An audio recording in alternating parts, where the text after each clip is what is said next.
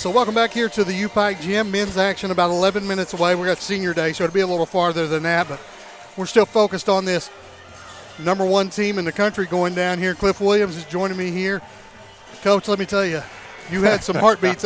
You were calm as you could be over there on the sideline. In fact, when they drove and missed that layup, there was a rebound, a foul, celebrating, and you hadn't moved over there on the sideline. But I can imagine your heart was beating a little bit harder than you were showing. You know, it's we work hard and we prepare, and you got to trust your preparation in moments like this, right? You really got to trust your teammates and trust your preparation, and our girls did a fantastic job today. I'll tell you, I don't know where you start talking about the individual players here, but man, oh man, so many players. Bailey Frazier with a double-double. I'm telling you, you just had a lot of players. Everybody played their role. Everybody did their job. You know, we lose an All-American post player. You know, Haley's come off the bench for us the majority of the year, and she has to start today. And, you know, senior day aside, she's got to give us big minutes. We've got to be able to rebound the basketball and win the rebound battle, and we're able to do that. You know, we're +8 on the boards today. The individual performances were just unbelievable, and big shot after big shot right down the stretch. Sure were, and how about 15 out of 16 from the line? We'll take that every day, right? We know they're not going to miss. I mean, we've got to be able to step up and knock them down. You know, after shooting 58% the other night on the road, fantastic job all around. Now, Coach, Campbellsville got the win today. Did they? Yes, they did. And they win the league? They win the league. I haven't gotten that call from Ginger yet. 93-77. Oh, wow. Over Cumberland. They had about a 10 or 12-point lead there in the fourth quarter when I first checked in on that game. In fact, Campbellsville outscored Cumberland 26-13 in the fourth quarter. You know, how about this? It's been a minute since we've had an opportunity to impact how this conference is going to go on the last day, and you know, we beat the number one team, and we certainly helped Campbellsville out a little bit today. They outscored Cumberland's 50-31 in the second half of that basketball game. So Campbellsville is just tough. They've been so tough all year, and you know, to go get 93 points on the road like that, that's just tough. Coach, you only used 7 players today. I thought you got solid minutes out of everybody. It's such a matchup problem with these guys. Like, they're essentially playing 5 guards. They post their guards up. And so from a matchup standpoint, we felt like we were limited today without having Morgan, you know, at the post. So we rotated through. Katie did a great job for us coming off. Sammy Seitz played a few minutes. She did a good job for us while she was in. And then Bailey Frazier, Haley Free, you know, Allie plays 40 minutes. Bailey plays 39, like, just huge. And we had to do it. Had to. A blessing, I hate to say this, but because they're a 5-guard team without Morgan in there, we kind of were able to go 5 guards too and match up with them and switch everything, right? And we felt like that was our advantage, right? If we decided to go big, we were going to be at a deficit on the defensive end because their primary mode of offense is 5-out motion, and they read it and they cut so well. It was going to be a problem for us to match up. So, yeah, us going 5 guards was really helpful. That was another smart move. I know you're not going to pat yourself on the back. I'll do it for you. That was another smart move on you and your staff part. Shelby Wheeler, you guys do a great job over there on that bench. We talked about it yesterday, what the matchups would look like, but we didn't tell Haley she was starting until about 20 minutes before the game, and she tried to talk me out of it. I was like, there's no way. You have to understand. We did our homework on this, and this is the best for us. This is the best lineup for us to start this game, and you're going to be in this the majority of the game, so get ready to go. So you get the win today. I know it's hard to quickly move on, but tournament starts next week on Thursday, and what are you doing? You know, so I'm assuming we're still the 4 seed. So that puts us Thursday night, 7:30. Not sure who that opponent's going to be. If things played out the way we expected them to today, it's pretty sure it's going to be Freed Hardman. I should say how they play out on Tuesday, right? We expect to be matched up with Freed Hardman in that 7:30 game on Thursday. And we do not have to play on Tuesday. We do not have to play on Tuesday. We will be traveling on Wednesday heading to Bowling Green. And travel on Wednesday, play on Thursday. Friday is men's. Friday is the other 2 women's games. Oh, okay. Saturday is all 4 men's games, and then the semifinal is Sunday, 2 women, 2 men. And then the championship games are Is on Monday evening. Yes. So, big week, long week, and as you say, we're planning on going and staying for a while. Yeah, we are. I'm just looking at this stat sheet here really quick. We held them to 5 threes, and we made 5. Okay. I'll tell you something that I was impressed with. Of course, I have been all year watching this outfit play, but there was one trip down the floor there in the fourth quarter. It's a close game, 3-point game. We bring the ball down the floor. Stone has the basketball, freshman. She bounces it, looks to her left, kicks it to Colopy, freshman, who knocked down the 3 like, you're 2 freshmen, we're playing the number 1 team in the country, and who cares? We're just out playing basketball. That's it, and that's what it's all about, Find the open player. We trust you to knock down the open shots, but we got to create those uncontested looks, and that's what Allie did. And that was a big shot at the end of the third quarter, right? Boy. Yeah. Good boy, I'm telling you. Everybody played well. Don't want to leave anybody out. Englert 19-7. Stone 14 points, made 2 of the threes that you were talking about. Frazier with 17 and 12. Haley Free gave us 4 good points and 2 boards and a steal and a block and all that. And Sierra Feltner with 11. I'll tell you, it's 6 assists and 6 rebounds. And she's the most underrated player in the Mid-South Conference. I've said this on the podcast. I'm going to say it again today. Watching her play basketball, she's grown so much from her freshman year to where she is right now. And they have to account for her. You saw when they were pressing, they were trying to take the ball and keep it out of her hands, bringing it up the floor. She's the best decision maker for us, in transition and in the half court, and she's lethal when she starts attacking. So another outstanding job, filling the stat sheet. When I was interviewing Kelly a lot, traveling, doing radio and all that, he talked about glue guys. Right. Sierra Feltner is a glue guy. She's a glue gal. That's exactly right. She's solid. And, I'm probably most proud of how our kids stuck together when they made a run in the third quarter, right? We didn't go away. We stayed tough on both sides of the ball, and you got to give credit to all of our seniors, right? We said very little in the huddle when it got down to it, right? They did all the talking. They stayed together, and when you got that going on, you got a special team. You've got you've got essentially 4 seniors. Bailey Frazier, within the last couple of weeks, has announced she's coming back for her COVID year, so she'll be back next year. So you've got 3 players with 5 years of experience, 1 player with 4 years of experience out there, and then a freshman. That's pretty good team right there. I'll take that anytime. We try to build it for the long haul too, right? Like we look about, we want to win now, but we also want to develop our young players so we can continue to compete year in and year out. And we're sitting pretty good right now. Got the conference tournament coming up next week, but now listen, the national tournament is coming. Yes. And when they reveal that bracket, our name's going to be on that big board somewhere. We're for the first time in a minute, back-to-back years, we're going. We are going. And, there's no question, right? We've got 21 regular season wins. We're sitting at number 25 right now. I would imagine when the final poll comes out, we'll be a little bit higher than that. But we'll take it. So I've seen some of the bracketology stuff, and I've looked at it a little bit. We're projected right now as a 7 seed along with the University of the Cumberlands. So we'll see if that moves any as we go forward. Well, we could easily have 2 1s, and I don't see why we couldn't be somewhere more in the 4 or 5 range. And feel bad for that team that's matched up against us.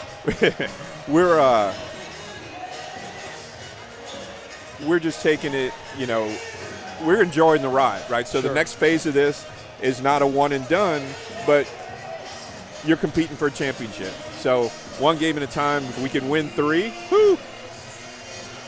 And then we got to push the reset button and get ready for another level, because what's going to happen is the competition is going to ramp up from here, right? Like, we just woke up a sleeping giant, and they're going to be ready next week going to Bowling Green as they prepare for the national tournament as well.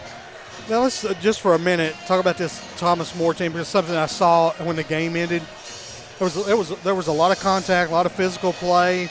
Their best player went down. I didn't see what happened. I don't think it was anything untoward going on there. But what I noticed was you got Morgan Stamper, who's from the Cincinnati area, right, who's on crutches and couldn't really go through that handshake line. But every player and every coach made sure they went down. You know, there's a lot of camaraderie here, right? Absolutely, and it's just class, right? You look at the program, and then, you know, Thomas More, Campbellsville, the same.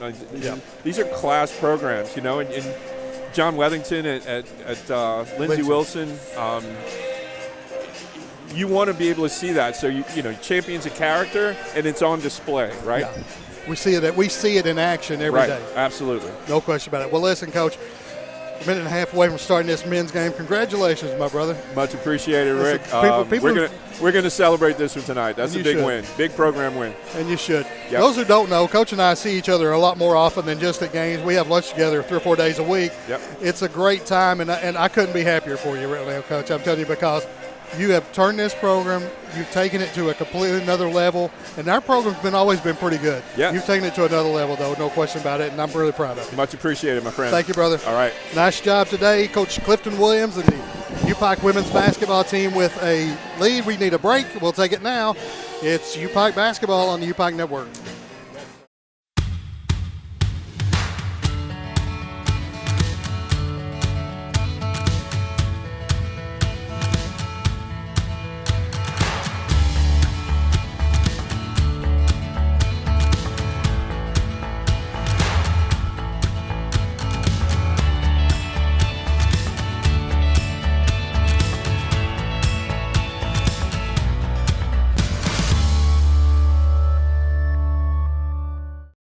Welcome back to the gym here. Rick Bentley, Kelly Wells sliding back in here after the senior ceremony. I think we got to see it while Cliff and I were talking over it. 2 guys honored out there today, Coach, and they've been pretty solid ones for us, let me tell you. Teddy Parham being one of them, and, of course, Jacob Brown the other. Yeah, wonderful kids, and Teddy's dad probably had the coolest shirt I'd ever seen. It's had his son's picture on it, all the information about him. Super, super cool, and it's always fun to honor those kind of kids that do the right things all the time. So I'm thankful for both those kids and their families.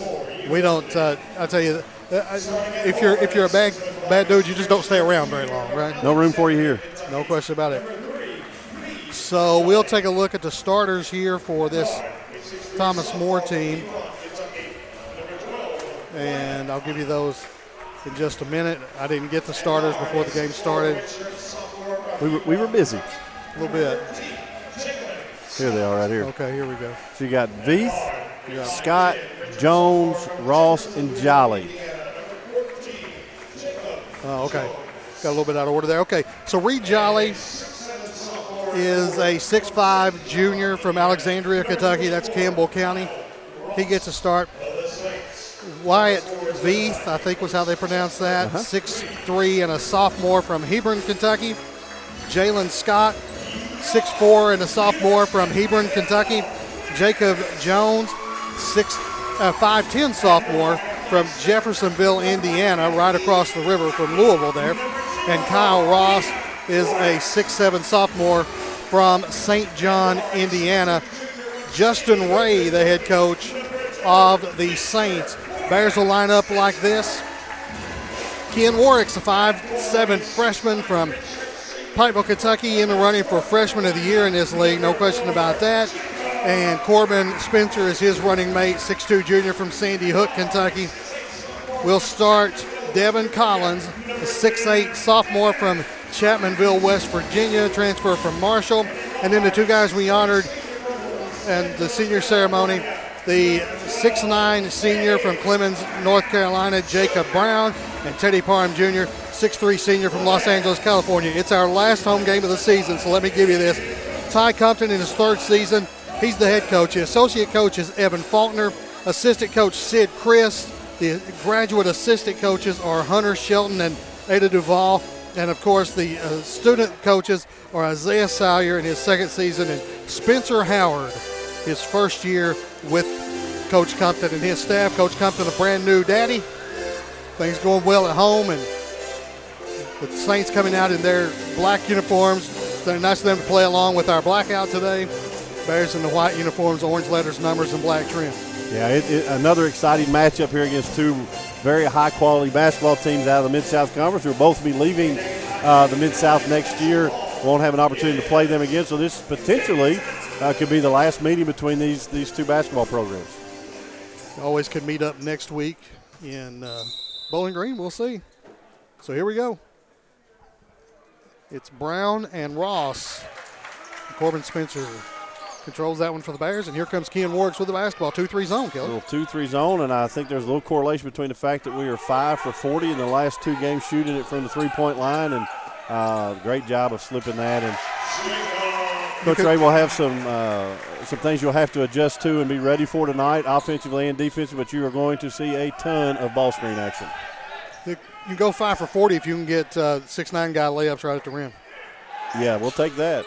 3 in the air, going to be short, tipped up, no good, and Spencer with the rebound for the Bears. Corbin, they get it to Ken Warwick, and Brown couldn't handle the pass. Might be a little low, about knee-high on that. Right look, but you never want your big guy to have to bend over for those. Jumper in the air, that is Jones, and it's good. Yeah, he's been very prolific for this team right here. The difference in them winning and losing a lot of times has been because of his play on the floor. So Brown with it. There goes Spencer right to the bucket, lays it up and in. Great job of getting north and south. And again, we can't fall for the trick of trying to just shoot three-point shots tonight. We have to continue to play downhill, and that's where we've had our best success. Also, that zone could cut off Parham's driving to the basket a little bit. Well, they did it one possession, and out they came. Okay, there we go. 3 in the air, good by Veith. Yeah, you got to make him put it on the floor. That's his bread and butter. When he gets a naked three, he's gonna put that in. So 5 for the score. 18-22 to play here in the first half. There's Parham with the basketball. We like that when the defenders run into each other on the baseline. You got a great work by the senior Jacob Brown. Getting the bucket, and they're going to call 30-second timeout. We've only played 1 minute and 47 seconds, Kelly. Yeah, I would say Coach Ray's not really happy that we've gotten either a layup, a missed three, and then an offensive putback. It's probably not his philosophy defensively, and I know it's not. So he'll get their attention real quick. Now, you spent some time up there. You mentioned it during the women's game last year during the postseason, right? Yeah, big time fan of everything at Thomas More. Their athletic director, Terry Connor, great friend of mine. And Terry's dad was such a good guy, boy. I met him when I first got in this league in 1985. Yeah, and they like to talk to Reds, too, a little bit. Yeah, they so do. That's always good. And I always get a chance to get up there. I try to and spend some time with them. I will hate that we're not going to be in the same conference and all that kind of stuff, but a big fan of both the men's and women's basketball programs. They do it the right way, and we'll root them on every night except for when we play. Except when we play them. And I would tell you what Coach Connor's dad's name was, but we always just called him Coach Connor. So, and that's been a trend. There's a lot of Coach Connor going on at Thomas More. They sure have been. On the block is Jolly, trying to back down Parham. Half hook, no good. Collins with the board. And the hard part to cover Reed Jolly is he can do those kind of things. He can sneak out on the perimeter, take you off the dribble. Yeah. Also a great back to the basket scorer, but he's also a great passer when he gets it in there. He's a tough cover. He's a good basketball player, no question about it. Spencer gets to the free throw line, tries the pass, it's deflected, and Veith comes away with it for Thomas Moore. That's over and back right there. Sure was. He didn't get both feet established. And that pass is going to be sometimes the basketball gods will correct those kind of misses, right? Yes, they will. 17:28 to play. Bears with 1 point lead over Thomas More. Thomas Moore's ranked. They still 10th in the country. Is that right? No, I think they came off of that. They've had a little bit of a drive back to their 2-3 zone, which will switch out after certain passes. Collins' eyes got to light up with a 2-3 zone out there. Yeah, no question. And there goes Brown to the basket. Great work. Ken Works knew that was coming, just stood there and waited on it. Great execution, great movement by the Bears there. And the hard part of that, when teams aren't used to playing 2-3 zone and try to do it for a certain opponent, you're just not used to playing it. So you have opportunities to capitalize, and we did on that one. One bounce, kick out. That's Veith, no good. Collins with the board. And here comes Parham with the basketball. Going right to the bucket, and we draw a foul there. Yeah, I think that was on the drive, not on the block. Now, Kelly, earlier, last possession we had the basketball. Brown broke to the basket, and Warwick's found him. How good has Kean Warwick's been for this team? He's been the difference. Let's just be honest with it. His ability to be a sharer on the offensive side to find the people that are open, distributes the basketball exactly where it needs to be. But his level of effort is contagious as well, and that makes everybody have to play harder. He competes. He's a winner, and if there's a loose ball that's going down the hallway, he's going to try to get it. If there's a rebound, he's going to try to get it. Doesn't matter size, strength, whatever. He's just been the difference in this ball club. I have him in class, and he loves it. He kind of grins real big when I call him a pest. On the defensive end, he's just a pest. Yeah, he'll make you want to quit sometimes. I mean, he just has that ability about him. He just makes it hard, and this is a really good matchup at the point guard spot in this game. Veith drove baseline, got right to the bucket for the layup. Yeah, the one thing we need to put together, like you want to take his jump shot away, but you don't want to get him a naked layup to the basket. So you got to play with some balance on that. Warwick's playing against this zone. Now they're playing man this trip now, Kelly. Yeah, no, they're still in their zone. They're just really trying to get extended. And the thing we're doing well is we're playing our man-to-man offense against it. It's forcing them to have to try to find matchups, and it's making it challenging for them to be able to guard it. First bucket Spencer's got 2 buckets. He's got 5 points now. And Bears lead by 5, 12-7. We're under 16 to play here. Veith finds Jones into the paint. Good. Yeah, Jones is really, really good. That's his game. We've got to do a good job of guarding him and force him to take tough shots. At 5'10", he's not used to having a height advantage over his defender. That's right. He probably feels like he's all small guards want to be post players, so he's going to feel like he is one today. Spencer Parham gets a little screen there. That's all it takes. Doesn't take much to get him to the bucket. Nice rebound that time by Scott. Yeah, did a good job of getting through knifing through the defense, just didn't get the finish at the rim on that. Nice drive. Kick it out wide open. Scott's going to pull back and shoot the 3. Tip up, no good, but going to the free throw line will be Jolly. Foul's going to be on Spencer. Kelly, I saw something happen here just a minute ago while the action was going on. I wanted to ask you about standing down here on the baseline. Coach Williams walked over, and he was met over there and got a big bear hug from a big man over there, our old football coach. There's a lot of support in the athletics program for each other right now. There better be. And we truly believe that a high tide lifts all boats, and when other teams are doing well, that just helps everybody's opportunity. And I think we've got a lot of giving coaches who really are here to serve the students and serve our university. And we do that. You know, Coach came out with a soaking wet T-shirt. His girls doused him. I had to run and find him a T-shirt to put on to come out here to do post-game, and couldn't be happier for a guy to, as hard as he and Coach Wheeler work, to see their success pay off. No question about it. Parham trying to back him down. Warwick's on the wing. Collins will drive now. There you go, Devin. That's a good drive. Should have used the glass, didn't, and it bounced off the back of the rim. He's having trouble seeing the ball go through the basket, but nothing wrong with that drive there. You just got to get it off the square and put that one in. Football doing the concession stand for us today, is that right? That is correct. They're going to take over ownership of the concession stand. I had to get on Coach Phipps a minute ago not to eat the profits up. He had to be careful to make sure we're gaining, not losing. No, just kidding. Coach has lost about 60 pounds. He looks awesome. Yeah, he does. Ross missed the layup. He's down. Bears have numbers. Spencer bringing it down the floor. Hesitates at the arc. Warwick's will move it out now. Spencer's going to pass it out. You got a mismatch in the post if we can take advantage of it. Spencer says this is a mismatch out here. Or we can send it out to Corbin. He can shoot him a 25-footer. Corbin Spencer has that confidence that every shot he takes is the best shot we can get. That's what he believes. There's a lot of times that, like when he gets it going, there's none better out there shooting the ball or getting the basket, and he just has a knack for scoring it. And that's another reason of Kean being at the point guard gives him a chance to be that combo guard and off the ball a little bit. Veith with the 3, no good. That's a go foul. over Parham's back. That's a foul. Yeah, good job of checking it out, but those things you got to be aware of. Reed Jolly is going to contribute on every facet of the game. That's offensive rebounding, defensive rebounding. He's guarding one of our best premier players on this end of the floor.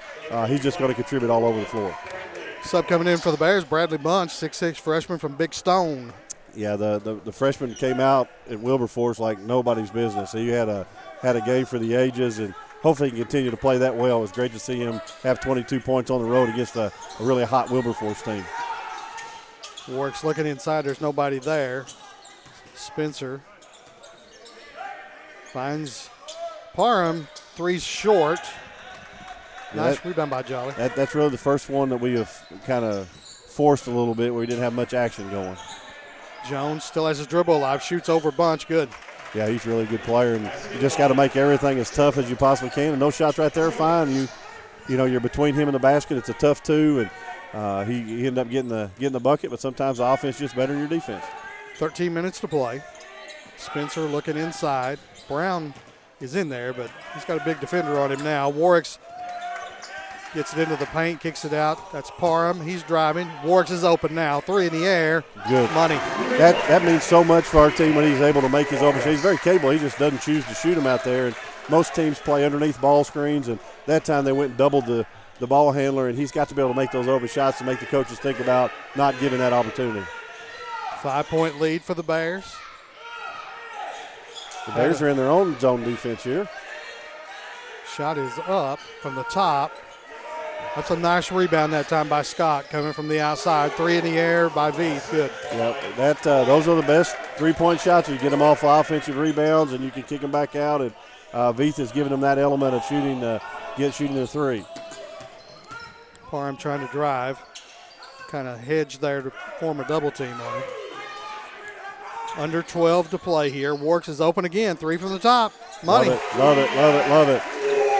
And at this stage of the year, you can see both coaching staffs are calling out each other's plays. They know exactly where everybody's going. It's just a matter of who's going to execute better, and that's why it really doesn't matter in practice. The other team knows your plays because the teams you're going to play in competition that are good are going to know what you're doing. Lead is 5. Jones now starts to drive. Goes around Warwick. Don't see that very often, and he lays it in.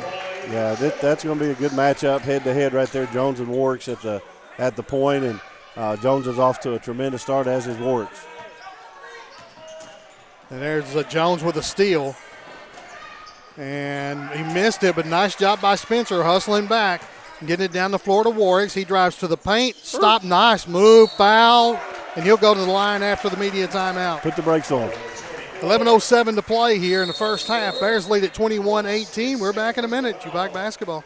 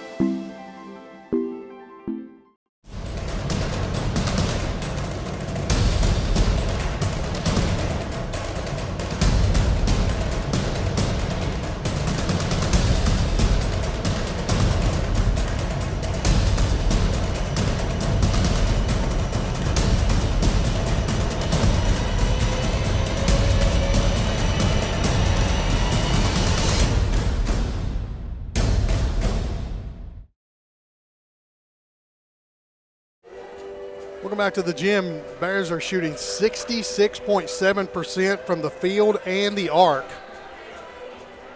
Thomas More is at 47% overall. Yeah, a lot of high percentages right now early in the game from the field. And, again, we've done a good job. And one of the concepts you got to do with Thomas More, you got to figure out, do you want to give up the challenge three or the drive to the basket? And I think we've chosen to give up the drive to the basket to try to get them to set a little bit. Now you got to find Veith. He's going to make it every time he's open, and we've done a pretty good job for the most part taking care of that. And the rebound margin's tied up 6-6. Turnover-wise, Pikeville's got 3 turnovers to Thomas Moore's 1 turnover, 5 assists for the Bears to 2 assists for Thomas More. So as we get started up here, stats look pretty similar for the most part outside of shooting percentage. Warwick's made them both. That's an area of the game where he has been a little bit spotty at the free throw line. Made both of those, get Bears back to a 5-point lead, 23-18. We have the 11-minute mark tick off the clock here. Yeah, here's what we talked about being a post player. We've got Jones playing on the the elbow normally is a point guard, and tough call right there. Certainly reach-in foul, and good job by keeping active hands at that high post. Good help by Teddy Parham right there as well. You got Reed Jolly running the point for the Saints. First foul on Warwicks. 2 on the Bears today. Jones with it. Looks down inside. Finds Jolly. And he just kept moving around until he got right below the bucket and laid it in. Yeah, he's just very fundamental. Just nothing fancy really come from him. He's just going to get down there and work. And good job of coming off that slice cut and getting an ISO in the post. Campbell County Campbell.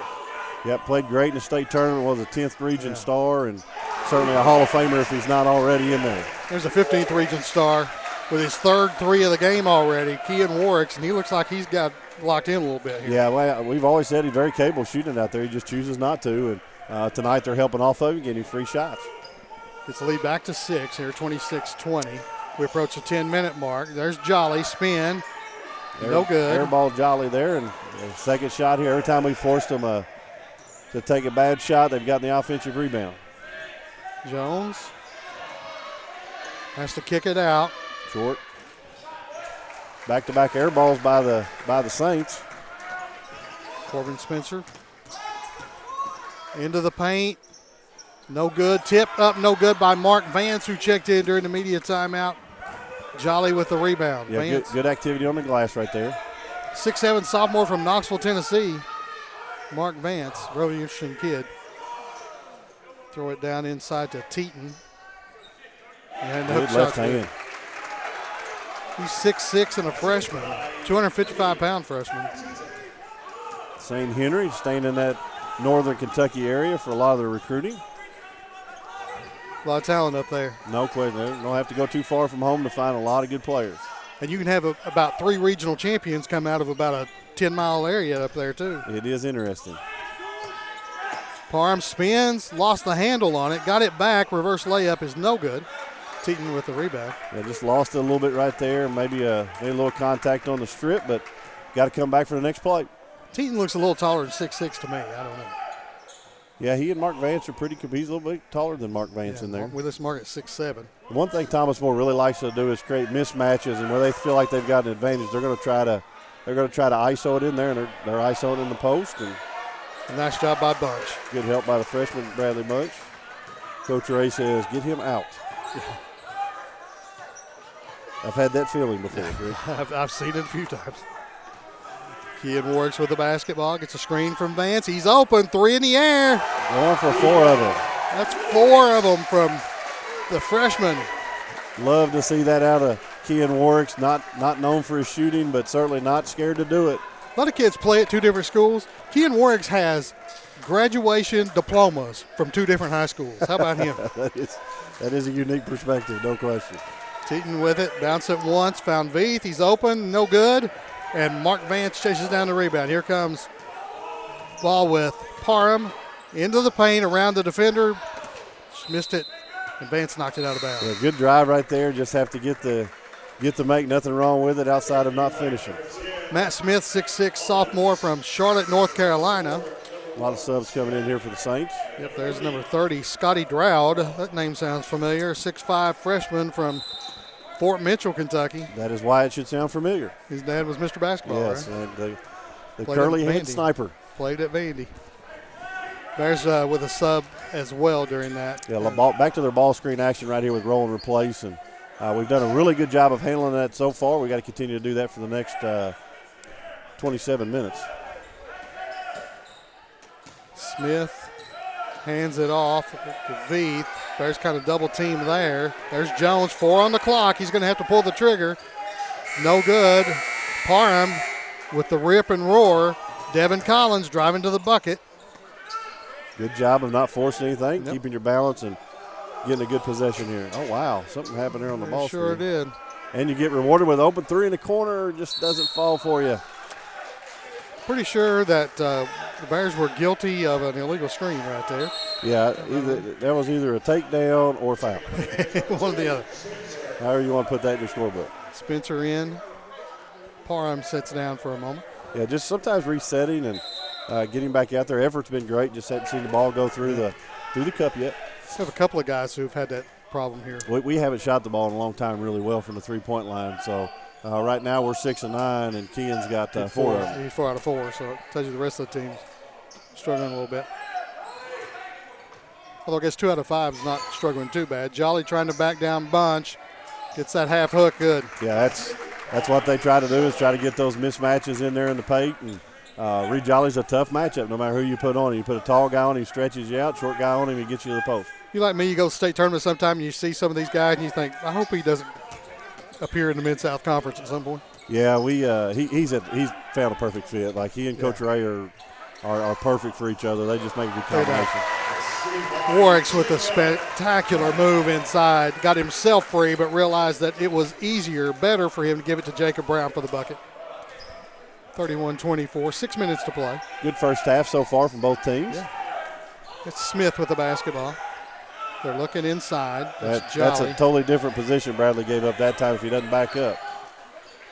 In the corner, 3, Veith, good. I'm not sure why we're giving him any space back there, but you got to make him deck it. 31-27. Media timeout coming at the next horn. 5:35 to play. Warwick's the Bunch. A lot of holding going on out here. Sure is. And there's Brown. Boy, both defenders went with him on that screen, and he didn't matter. He just took it right to the bucket. A lot of chirping going out there. Veith likes to run his mouth, and Keehan likes to run his mouth, and they're both sharing that opportunity. Keehan's quiet in the classroom, but that's about it. Yeah, he's competitor. He's going to compete like crazy. Jones gets the screen. That's Jones. Smith inside, missed it. But who's going to get the rebound? Thomas More has it and call a timeout. You know, Kelly, I'm different than a lot of people. There's a lot more possessions in a basketball game than there are timeouts. I always don't think that's a great move right there. Yeah, it's kind of depends a little bit. It's the common as a coach, you're in the game excited, so you just you call it there, and I don't know. That's tit for tat. It's hard to tell players not to do that. I understand that. Hope that if you're a Thomas More fan, you just hope that timeout doesn't come back to haunt you. Need it, yeah. Down the stretch, 4:58 to play here. Thomas More is standing. Bears are sitting. I'm still not sure if we got the 30-second timeout or if they went to the media. There hadn't been any conversation good right now. The officials are having a powwow, but they don't know where the ball is. Thomas Moore's trying to figure out where the ball is. Yeah. We're trying to figure out if it's a full or a 30. The ball should be on the sideline. It should be, but they will not answer. There you go. Yeah, there it is. It's on the side. You spend your whole timeout drawn up underneath out of bounds. They tell you it's on the side. You're like, really? Did you ever have a lot of coaches have an inbound set just called free, where you just try to get yourself free? Were yours organized? I was never good at giving the free call to any of our. Yes, they would have probably loved the free call, and I can remember Bart Williams telling me a story that when he was playing, they had a color code, and whatever color code it was, when he yelled it out, Bart shot it. Yeah, that's what it was. And I said, man. I like that. It's funny. We had Bart Williams after Todd May, and we had Blue Bart and Blue Todd, and they both meant the same thing. And you never knew what it meant was Bart's going to shoot it, and then Todd's going to shoot it, and that's what it was. And if I had Bart or Todd, I'd call it a lot myself. I used to call Blue Chris Lofton. That wasn't what it was called, but I would do that too. It was number 4. Donnie Jones led the country in assists, 14 assists a game, mostly throwing it to Todd. And then he had Reggie Gravely in there too. There's a three. Wow. It's not what we expect out of Cody Teaton. No, especially after he airballed his first shot from the corner. He's stretching our 5-man out and getting that three. Nice play out of a timeout there by Coach Ray. Parham back in the lineup. Gets a screen. Kicks it out. Warwick's goes to Brown. Short corner. He'll try to back his man down. There's Spencer, he doesn't know what to do with it. 3 in the air, money. Great rotation there. You got caught up in the rotation in the half court, and their 5-man had to come out to guard R2, and that's probably not the design you want out of your defense. 36-30 as we approach the 4-minute mark here in the first half. Good basketball game here so far. Jones finds a teammate in Jolly. Oh, missed a. Jolly gets it back with 10 on the clock. Working against Teddy Parham. In the corner, that's Dowd. His daddy would have shot that one. And should have. Yep, Jones hits the three from the top. Way downtown by Jones right there. That's a big-time three. I was almost say this. If I had Scotty Drought on my team, he could shoot it any old time. I'd pull him out of the stands right now and let him shoot it. Yeah, now into a 2-3. A little bit of a matchup area. Brown, Parham. That's Brown in the short corner with 10 on the clock.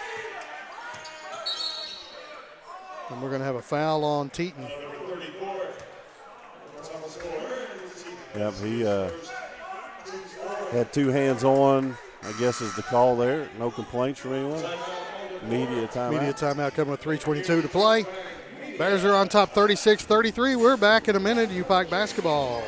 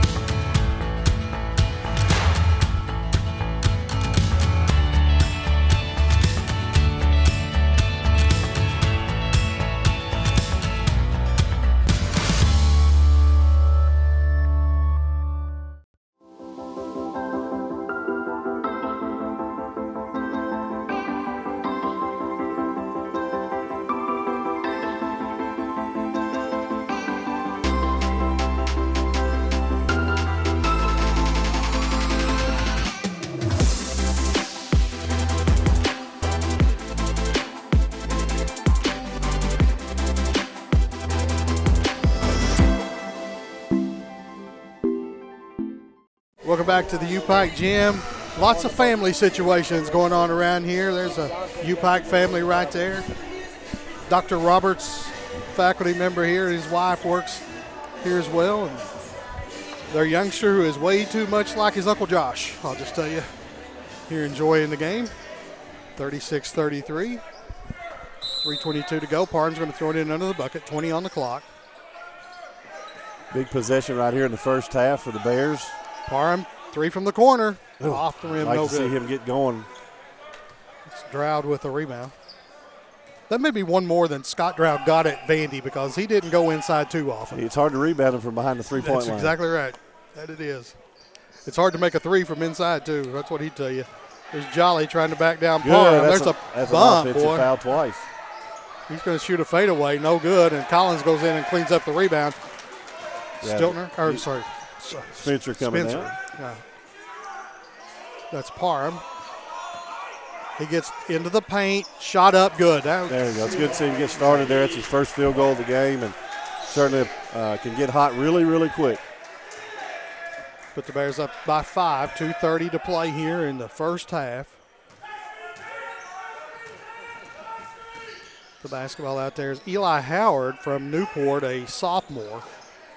Shots off no good. Parham gets the rebound from the ground and does a nice job finding Collins. Yeah, we got buys when you're not allowed to roll over with the ball. It's a walk, but we'll take it. Three by Spencer, no good. Howard with the rebound here. Going to hand it off to Jacob Jones, and I would too. Yes, I would keep it in Jones's hand as much as I could, and a heavy dose of Reed Jolly behind it. 2 minutes left here. Jones gets a screen out high. Three in the air. Good. Yeah, we're going to probably have to rethink a little bit. We're going underneath of that ball screen to try to keep him out of the paint, but when you do that, it gives him an opportunity to shoot it, and he's definitely figured that part out. He's 5 of 7 from the field. Got 14 already. 38-36. Bears on top. Warwick's working. Gets a lane to the bucket. Still looking. Parham now with 8 on the clock. Good defense right there by the Saints, and then a foul. Parham knows how to draw the foul, too. Yeah, he will force you, very similar to Reed Jolly, he will force you to either play good legal defense or you're going to have to commit a foul or he's going to score. I do see the Bears in their throwback baseball uniforms today out there. I love the old accordion Bear. Yep. Got that on my Letterman's jacket. Yes, you've got the prettiest Letterman's jacket around. And 1:27 to play here. I need to break that out. I haven't worn that this winter. Well, you never know which day to wear it. It might be 70 that afternoon. You never know. Spencer with the basketball. Working against Jones and lost it. Yeah, those are the turnovers you got to get rid of. Jones, DeVeath, out high. He's looking for a guard, didn't have one. Jolly. ISO on the side right here, which you'll see a heavy dose of this all day long. Yeah, That's traveling. Travel. Oh, he's going to call a foul. wow. Oh, my gosh. That's not the first time that Ty Compton and that particular official have disagreed on a call. Yeah, same. Going all the way back to high school. Yeah, he missed that one. He did. 1:01 to play. But a good effort right there. You can't fault the effort. No. This is our out of bounds play that we run constantly called RAM, and sheesh. I'm sorry, that was Jolly on the rebound. It was deflected out of bounds. Yeah, I think Teddy did hit that one last. He doesn't believe it, but He's lucky there wasn't a foul called there, to be honest. yeah. If we'd have checked him out, we wouldn't have to worry about that. No. Under a minute, 56.4 to play here in the first half. Scott got it to Jolly, a long way from the bucket for him. That's Teton. 3 in the air by Jolly. Good. Guess it wasn't too far away from the bucket. Yeah, and that's okay. If Reed Jolly shooting threes all night, that's probably good for us versus him being in the post, fouling everybody out. He hit a big 3 dagger against me in my last game at Thomas More, which I think was his first 3 of the entire season at the buzzer. That's a good memory to have, right? Yeah, it's great. Thomas More leads by 1 here. 21 seconds, 10 on the shot clock. Parham lost his balance, got it over to Bunch. Great job moving the ball. Sure was. JB with the 3 at the top of the key. He is no stranger to shooting out there. We just need him inside more. 6 seconds on the clock. Bears with a lead. There's a steal by Warwicks. Gets it down to Bunch. He's going to beat the buzzer with a 3. Good! Get off the floor, Zana. 44-39. Bears are going to take a 5-point lead to recess as Bradley Bunch hit the 3. And that's a pretty good way to end the half. Bears with 6 straight points on a pair of threes after they've lost the lead momentarily. We'll step away and take a break. We'll be back in a couple of minutes after this. You are watching U-Pike Basketball on the U-Pike Sports Network.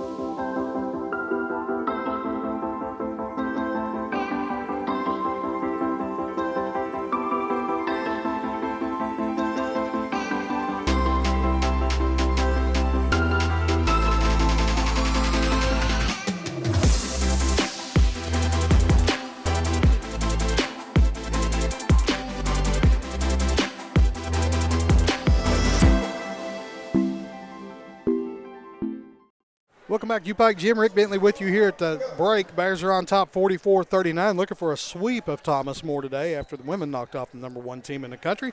We're going to turn our attention back to the track and field team here. And during the halftime of the first game, we got a chance to catch up with the coach, and now we're going to talk to the star player, Noah Thomas, a senior from Ashland, went to Russell High School, and qualified yesterday for the Nationals again, right? That's correct.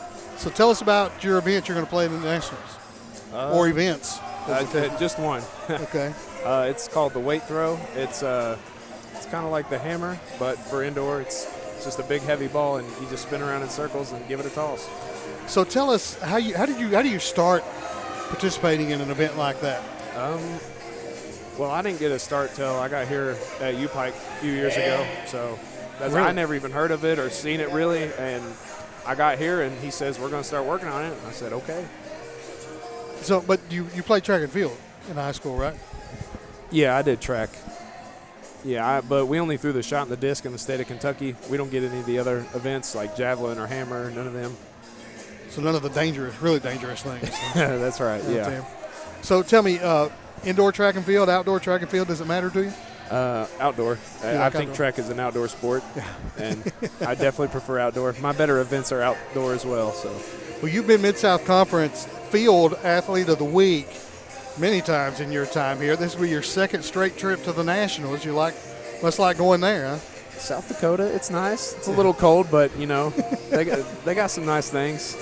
So tell me, when you go to Nationals and you're down to just competing in one event, is that helpful to you, or do you like multitasking?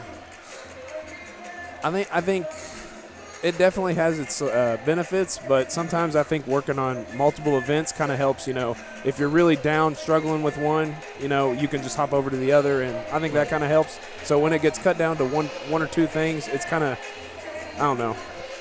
So when I talked to Coach Espinosa at halftime, and we were talking about you and talking about you quite a bit, I mentioned that last year during a basketball game, I was doing PA where our PA guy was out, and I was doing PA, and we were bringing you to the floor and honoring you. And I'll tell you what, your student body really they really cheered hard for you. You must be a pretty popular dude around campus, which tells me that you do more than just play track and field. You're involved in other things. Some things, yes.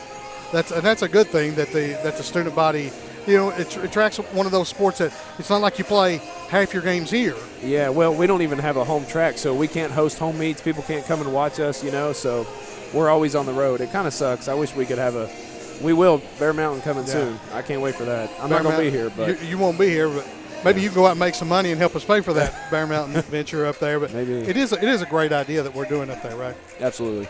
And so you're going to be starting soon with the outdoor season. Mm-hmm. Your teammates will all transition to that. You're going to still be. Yeah, we have Nationals in a couple weeks, and then once I'm done with Nationals, maybe take a couple days off, reset, and then start going back at it.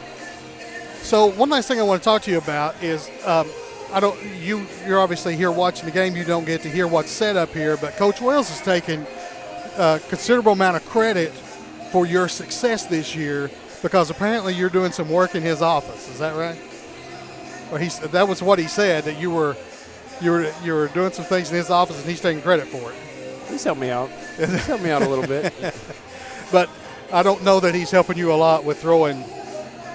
Maybe not the track part of it, but right. Tell me what your favorite part of U-Pike is. You told me your sociology, criminal justice. Is that what you said? Psychology, criminal justice. Correct. Yeah. Most students who double major with criminal justice do this sociology, so it's nice to see you're doing your own thing there with sociology. Who are some of your favorite teachers? And I can ask that question because he's never been in my classroom. So go ahead. Tim Roberts, he's definitely. I really like him. He's a great guy. He wrote me a letter of recommendation. Helped me get into grad school. Eric Prim, that's another really good one. I like him. You got some good guys there. Tim Roberts is sitting right down there too, by the way. So it's good to see him and his family out here tonight supporting the Bears. So 2 weeks until you go. Tell me what you'll be doing in that period of time. I kind of just tapering off, getting the body ready, keeping fresh, just peaking. So here's my last question for you. Where do you practice indoor track and field at U-Pike? Hoops. We practice in the hoops facility. So how far, when you throw that, how far do you throw it typically? About a little over 60 feet. So that would be 120 feet in there. So you've got plenty of room in there to do it then. Yeah. It goes the whole distance because of the way it rolls, but there's plenty of room. Yes. Good. Good. Well, we wish you the best of luck. You've made us so proud.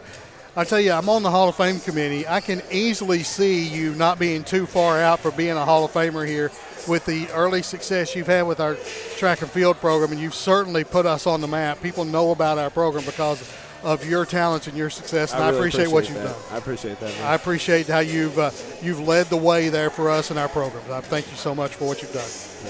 That's Noah Thomas. I'm sorry, he told us about Tim Roberts, and I've got your names mixed up. The star of our U-Pike track and field program. We'll take a break and let him walk away from the microphone. I'm sure that'll thrill you, Noah. And we'll be back after this with some highlights from the first half. It's U-Pike basketball on the U-Pike Sports Network.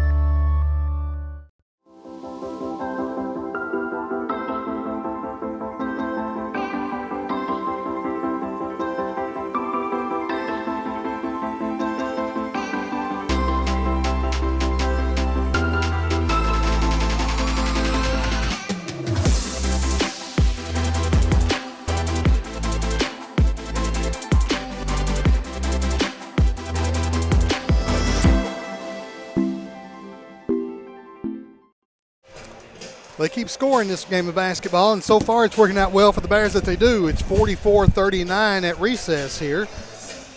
Kelly and I are back here. We'll take a look at the stats. And, Kelly, if you shoot 59% from the field, there's a pretty good shot you're going to lead at halftime.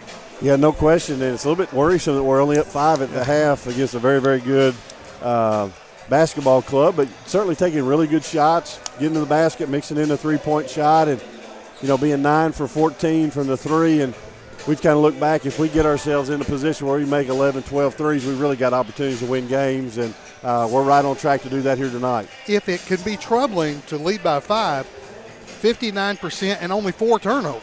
Yeah, and it's just it's going to be a ball control type of game, and it's not that we're a defensive juggernaut either. I mean, they're shooting 47% from the field and 44% from the 3, 7 for 16. So not a lot of fouls being called in the game so far. Only 6 free throws taken, 3 or 4 from the line for the Bears, and 2 of 2 for the Thomas More Saints. They just don't miss free throws up there, do they? Yeah, if you're relying on them late game situations to miss free throws, you're going to lose. That's again, that's a poor plan, right? Yes, that's hope is a not poor a good plan. strategy. So individual scoring, Ken Warwick's Killing it. 14 points, 4 out of 4 from the outside, 2 out of 2 from the line, 7 assists and 14 points. I'm a big believer. One thing, Chance will come through sometimes and tell me somebody scored 54 points tonight. I say, okay, how many shots did they take? Ken's got 14 on 4 shots from the field. Pretty efficient as I see it. That's not bad at all, right 100% there. maybe. Jacob Brown, 6 out of 6 too. He's got 13 points. And then we got Corbin Spencer with 11 to go with 4 boards. And we got 3 points for Bunch, 3 points for Parham. And Collins and Mark Vance played in the first half, failed to score. Thomas More, 14 for Jones. Well, he's really good. Veith with 11. They have 9 for Jolly and 5 for Teton, and that's it, and that's all. Yeah, 4 guys in the scoring column whatsoever, and it hadn't quite been good enough, but it's been really, really good. And, if Coach Ray could get a heavy dose of Veith and Jones and Jolly, I'd say he'd be okay with that. I'd say he'd take probably it. not a terrible strategy not to let the other guy shoot. I'd say that's probably a good idea that if they do all the shooting, you're going to be okay. Yeah, absolutely. So, Kelly, another third year out of basketball coaching. I know you miss it. There's no question about that, especially this time of year when we're getting ready to start down another tournament.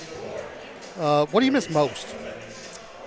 I think for me is just the camaraderie of a team, not having a team. While I have a huge team of coaches and players, you don't get that opportunity to get as close to them and be able to be on the road and get to know them and just continue to follow their lives and those kind of things. And I miss not having a team to coach and a team to prepare. And it doesn't matter what you do. There's no other way to get the excitement like Cliff had at his game. Right. Like you don't get that by balancing your budget, and you don't get that by getting a key request. You don't get that by the certain things I get to do. But I do get to join every single one of our programs and have joy with them. And so there's good and bad. Yeah. There's give and take. Yeah, I don't miss the bus rides. I can assure you of that. Well, you got a feel for it Thursday night. Yeah, we did, and that reaffirmed that I don't miss the bus rides. The one trip you take and you go 4 hours into Ohio. There's a backdoor cut, a layup good to start the second half by Veith. Yeah, we didn't do a good job on the last screen of that where Veith is such a great scorer. We didn't do a good job at last person hedging or switching that double high reverse screen. And you did a poor job of planning the one road trip you're going to take this year too. We'll get off of that one now. Warwick's looking for help. Yeah, got caught in there. They've switched up a little bit, put a little taller player on Kean right here, and that's not our best offense running everything through him. Not. He's got to get everybody else involved in that. Here comes Veith, who carried the basketball. There was no call. Scott, that's Jones coming to set a screen for him, but he's just going to kick it over. That's Jolly with the basketball. Ross, everybody's touching it. Jolly gets it back, and 11 on the clock is probably going to be the last one to touch it. Yeah, while there's all kinds of action, that's where they want it to end up.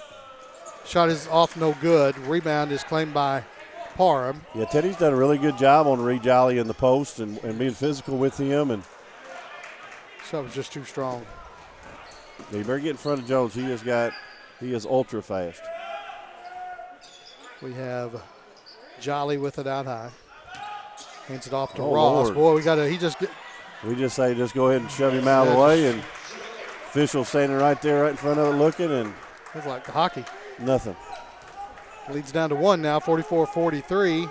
Yeah, Works. great start coming out of the gate for the Thomas More Saints. And again, if they'll let you just shove somebody out of bounds, go ahead and do it. There's one that we need. Big shot by Devin. It's good to see him get off the zero mark too. He's been struggling seeing the ball go through the basket. Maybe that'll open that rim up for him a little bit. 47-43 now. Bears back by 4 with 18:02 to play. Jones Most dangerous guy wearing black in this game. There's a wide open shot for Scott. No good. Good hustle there by Devin Collins to snatch that rebound out of the jaws of number 24. That's Ross, and you're right. That was great. Warwick's, that's Collins. Hopefully he's got a little confidence after seeing one go in. There goes Spencer to the bucket. Collins three from the other corner. Off the iron, no good. Out of bounds. Kelly, while I have a second here, I've been waiting on the ball to go dead. We have a celebrity in the house tonight that you may not know. All right. But the first outstanding women's basketball player we ever had here, Teresa Ray, is in the house tonight. It's good to see her. I had a chance to talk to Teresa last night and also today. She's super excited. She flew in for the Glory Road game at the high school and had an opportunity to visit with her today too. Warwick's held on to it. There's Collins. I'd say this one's going to get a little bit more physical as we get going. And there goes Parham off the back iron, no good. Collins tips it, no good. Good hustle here by the Bears. Nice job by Parham coming away with it. Working on Jolly. Jolly knocks it away. He gets it back. Yeah, Teddy's going to have to calm it down a little bit, getting a little bit, forcing it a little bit. Now he's open for a three, and that one is off, no good. Collins chases it down, finds Parham going to the bucket, no good. Good night. Boy, how many times that kid going to get knocked down before we get a foul call, and that's a jump ball. It'd stay with the Bears, but still. That is a physical few possessions. In our push in the back, we got by with one. We pushed Veith in the back down there to get the possession back. Fisher's going to have to open her eyes up a little bit right now. It's getting physical out there. Yeah, Teresa Ray was the first really big basketball player we had here on the women's side. It's great to see her coming back up and watching the Bears play. Yeah, she's smiling from ear to ear, too. She's had a blast. She said she enjoyed the game being down here in the old gym, but also was excited to see the golly, folks. I mean, it's literally a push and shoving match right now. It's not basketball out there. Jolly's second foul. Well, anyway, we're glad to have her back. Yes, we are. Anytime we can get her in here, it's a good time. And Warwick's looking to the bench to get the play call. 15 on the clock. Collins hands it right back to him. Down the lane. There's a good look to Brown. Great job of moving the basketball. And the hardest thing to guard in basketball is dribble penetration. And Keegan got in there, created a help situation, did a great job of dishing it off for the layup. Another hard thing to guard is a feisty little confident guard, and we got one out there right now. On both sides of the floor. Yes, we do. And there's a layup by theirs. 49-45, 16-11 to play here. Switching back to their 2-3 zone here. They're mixing this, their man-to-man and their 2-3 up. Brown. That's Kean Warwicks, who has 8 assists to go with 14 points. And there goes Parham. Rebound claimed by Ross.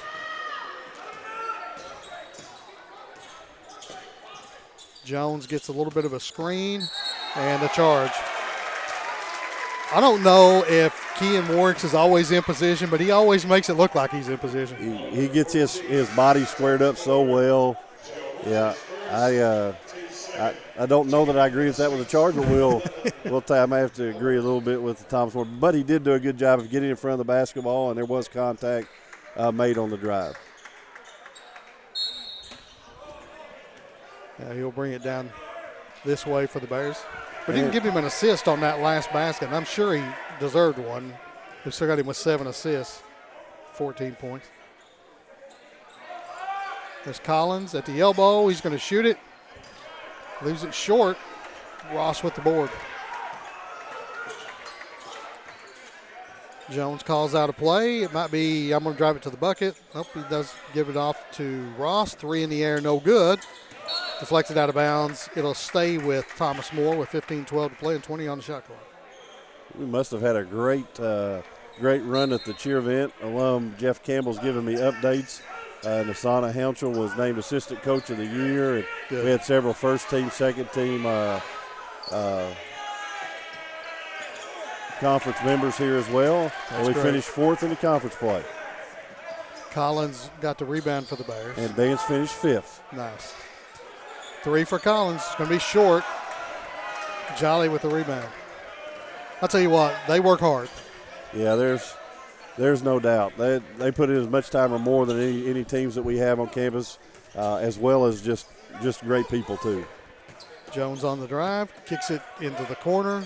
Veith. Yeah, Devin put together about 3 bad possessions right there. He can't help off of Veith right there. I told this story before. I was with Robert Staggs. He was the AD at the time. When he asked me if I wanted to ride over to the high school with him, and I said, sure. And when we were driving over there, I said, why are we going to high school? He said, I'm going to ask Jeannie to be my cheer coach.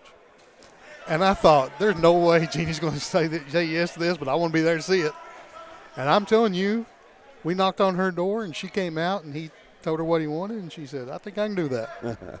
Yeah, Jeannie puts in a lot of time, and Nasana, her assistant, does a great job as well. They've made a good team. Bunch back in the game for the Bears here. I give Jeannie a hard time.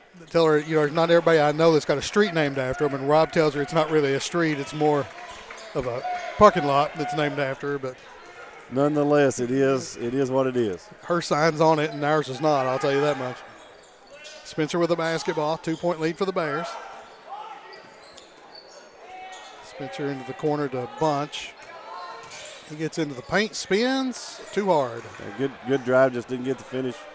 They're doing a great job and late in the shot clock under 10 seconds, switching to their man-to-man out of that 2-3.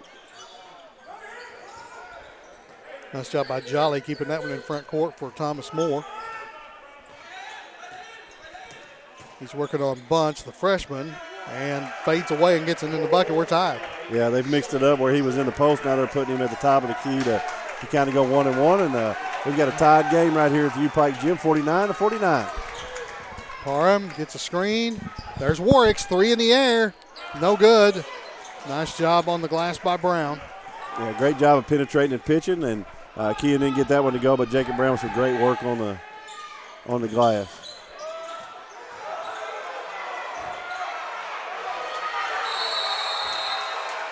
And we're going to have a whistle. What are we calling, boys? There we go. Alternate possession goes to Thomas Moore. I think they're going with a philosophy, if you foul so many times, you just can't call them all. And it's working. Yeah, that was a bad official possession right there. 13-18 to play. Yeah, we're going to have to toughen up. I noticed that one of the bench players went out and got Reed Jolly's mouthpiece out of the locker room, so I can imagine what the concepts are at this point. Yeah, exactly. Jolly has it, working against Parham. That's a charge. That's absolutely a charge. Should do it. Should have been the third charge of the night for Reed Jolly. Yeah. You extend that arm, I don't care what kind of position that defender's got, that's going to be a charge. And you know when you fall dead straight onto the guy guarding you, then you've ran over him. That's a charge. Pretty good indication. Jalen Scott, sophomore from Connor High School. Yeah, a lot of Northern Kentucky flavor for sure on the roster here for Thomas Moore. Justin Ray's a greater Cincinnati area guy and certainly fits that mold really well and does a great job with it. There's Miss Ray down on the baseline with Robert Staggs right now. Yep. She'll get away from him pretty quick, I'll tell you that much. Tied at 49, Parham, and just had his pocket picked that time by Jones. And now we've got a tie-up down here, and Parham fouled him. I think their goal is to rough us up. They want to hit us in the mouth and see how we respond. Yeah, they want to be very physical, but it wouldn't hurt us at all if we passed the basketball too. That would be a great concept to have right now. Teddy's trying to do it by himself right now, and his heart's right, but his execution isn't. He's going to get a seat on the bench and maybe go down and speak to Teresa Ray. Yeah, he'll get a chance to regroup right here. Yeah. Jones with the basketball, kicks it out. That was a walk, no call. Veith shot no good. And it's going to be out of bounds to the Bears. Good hustle on the sideline there by Scott going after the loose ball. Some of my Millard boys down here caught him, keeping him going out of bounds. Ronald kept him Glenn, safe on the bottom bleacher. Connor. Good people. Collins with it. We're approaching the under 12 media timeout. Bunch steps back, doesn't shoot. Brown begging for it down there. Spencer's going to drive the baseline. Fadeaway jumper off the iron, no good. Bunch with the rebound. There's a three for Spencer. That's better. Great job. Way to stick with it. We're going to call a 30-second timeout here with 12:04 to play. Yeah, it was something you were big on, Kelly. Call a timeout out of a bucket and not when things are going bad necessarily. Yeah, you get a chance to set your defense, and sometimes it's exhausting to get those baskets, and everybody's got their own take on whether they want to do that, don't want to do that. I always liked it being momentum. You had their attention after a good make, and they would listen to you a little bit better than on a downslide. Sometimes you just need it for rest. You got to recover a little bit, exert a lot of energy. Just retook the lead back to get a three-point lead, and you want to set your philosophy what you want to do here on this long timeout. So the bucket gave the Bears a 52-49 lead. 14 points for Corbin Spencer now. He and Warwicks with 14. Brown leads the way with 15. Brown still hasn't missed. Yeah, he takes those high percentage shots, and the more we can get him involved, that means he's getting layups and dunks at the rim, and want to try to do that as much as we possibly can. And then when you step out and hit your only three of the day, then they have to come out and guard you out there too. Yeah, let's cover a few stats right here. The Bears are up 21-18 on the rebound margin. Have 8 offensive rebounds, 13 defensive rebounds, 14 assists for the Bears. That's a wonderful stat to only 6 turnovers. 8 assists to 5 turnovers for Thomas More, and the Bears shooting 46% from the field or 44% from the field, and Thomas More 46. Jones going to run it down for Thomas More. We're under 12 now, so we'll get the media timeout at the next dead ball. Ross posted up in there against Brown, trying to get into the paint, and draws the foul on Brown. He'll go to the line with 11:49 to play. That should send us. That is laughable inconsistency. Yes, it is. What that is. That's not much contact considering how much bumping's been going on the other end. Yeah, obviously it's a different guy under the goal, but certainly does not play along the scope of the game. It's the way it's been played. 11:49 to play here. Bears on top by 3. We're back in a minute. Bears basketball on the Bears Network.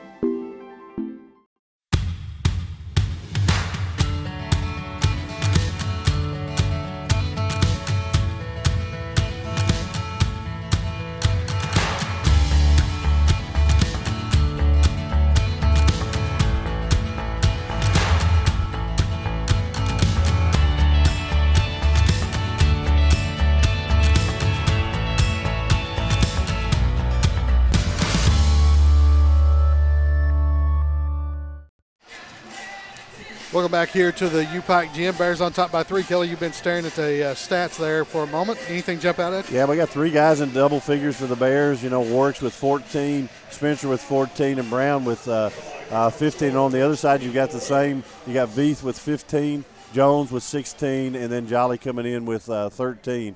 So both teams, a lot of similarities between everything stat-wise and production-wise. Free throw is good. Thomas More now. That is his first point of the game, I think. 5 out of 6 from the line as a team. Missed that one. Found our guy, Kelly. Yeah, that's his first point of the game on the stats for Rose. 11:40 to play as Morris gets it across 2-3 zone. Yeah, you'll watch late in the shot clock. They'll get to where they match up. They out of kind of this. already have. Yeah, they may. Usually when that hits that high post is when they try to get to that matchup. Well, at least we used to try to do that. Warwicks with 7 on the shot clock, still has his bounce alive, goes in off the glass and good. Very nice, strong move there. Took advantage of the mismatch there. I think they subbed in Howard into the game, and Kean liked that matchup. Newcath product. Bears by 4. Jones on the drive charge. Yeah, not a charge either, but certainly a travel. It wasn't a charge, but again, that's Kean Warwicks, who can always make you believe that somebody just flattened him. Yeah, he didn't dribble from the three-point line of the block, but that certainly was not a charge. But bouncing basketball has become optional in the game in many ways. A lot of the stuff that happens from the NBA trickles down into other levels, and certainly there hadn't been a walk called in the last 10 years of the NBA. No. Bunch hands it off to Collins area, and at the same time, it's not normally the way it goes. Works. Collins. Parham throwing it down inside to Brown. He kicks it out. We're going to have a foul. Good job finding the mismatch right there. And out of their zone, they didn't get the matchup they were looking for in the post, and did a good job of delivering that ball to JB and catching a foul there. It's five team fouls on Thomas More. Bunch with it. There's Parham on the drive. Boy, that looked like offensive foul. It was. Came up with that elbow high, and whether he made contact or not, it just didn't look good. Yep, he did. It's a good call as well.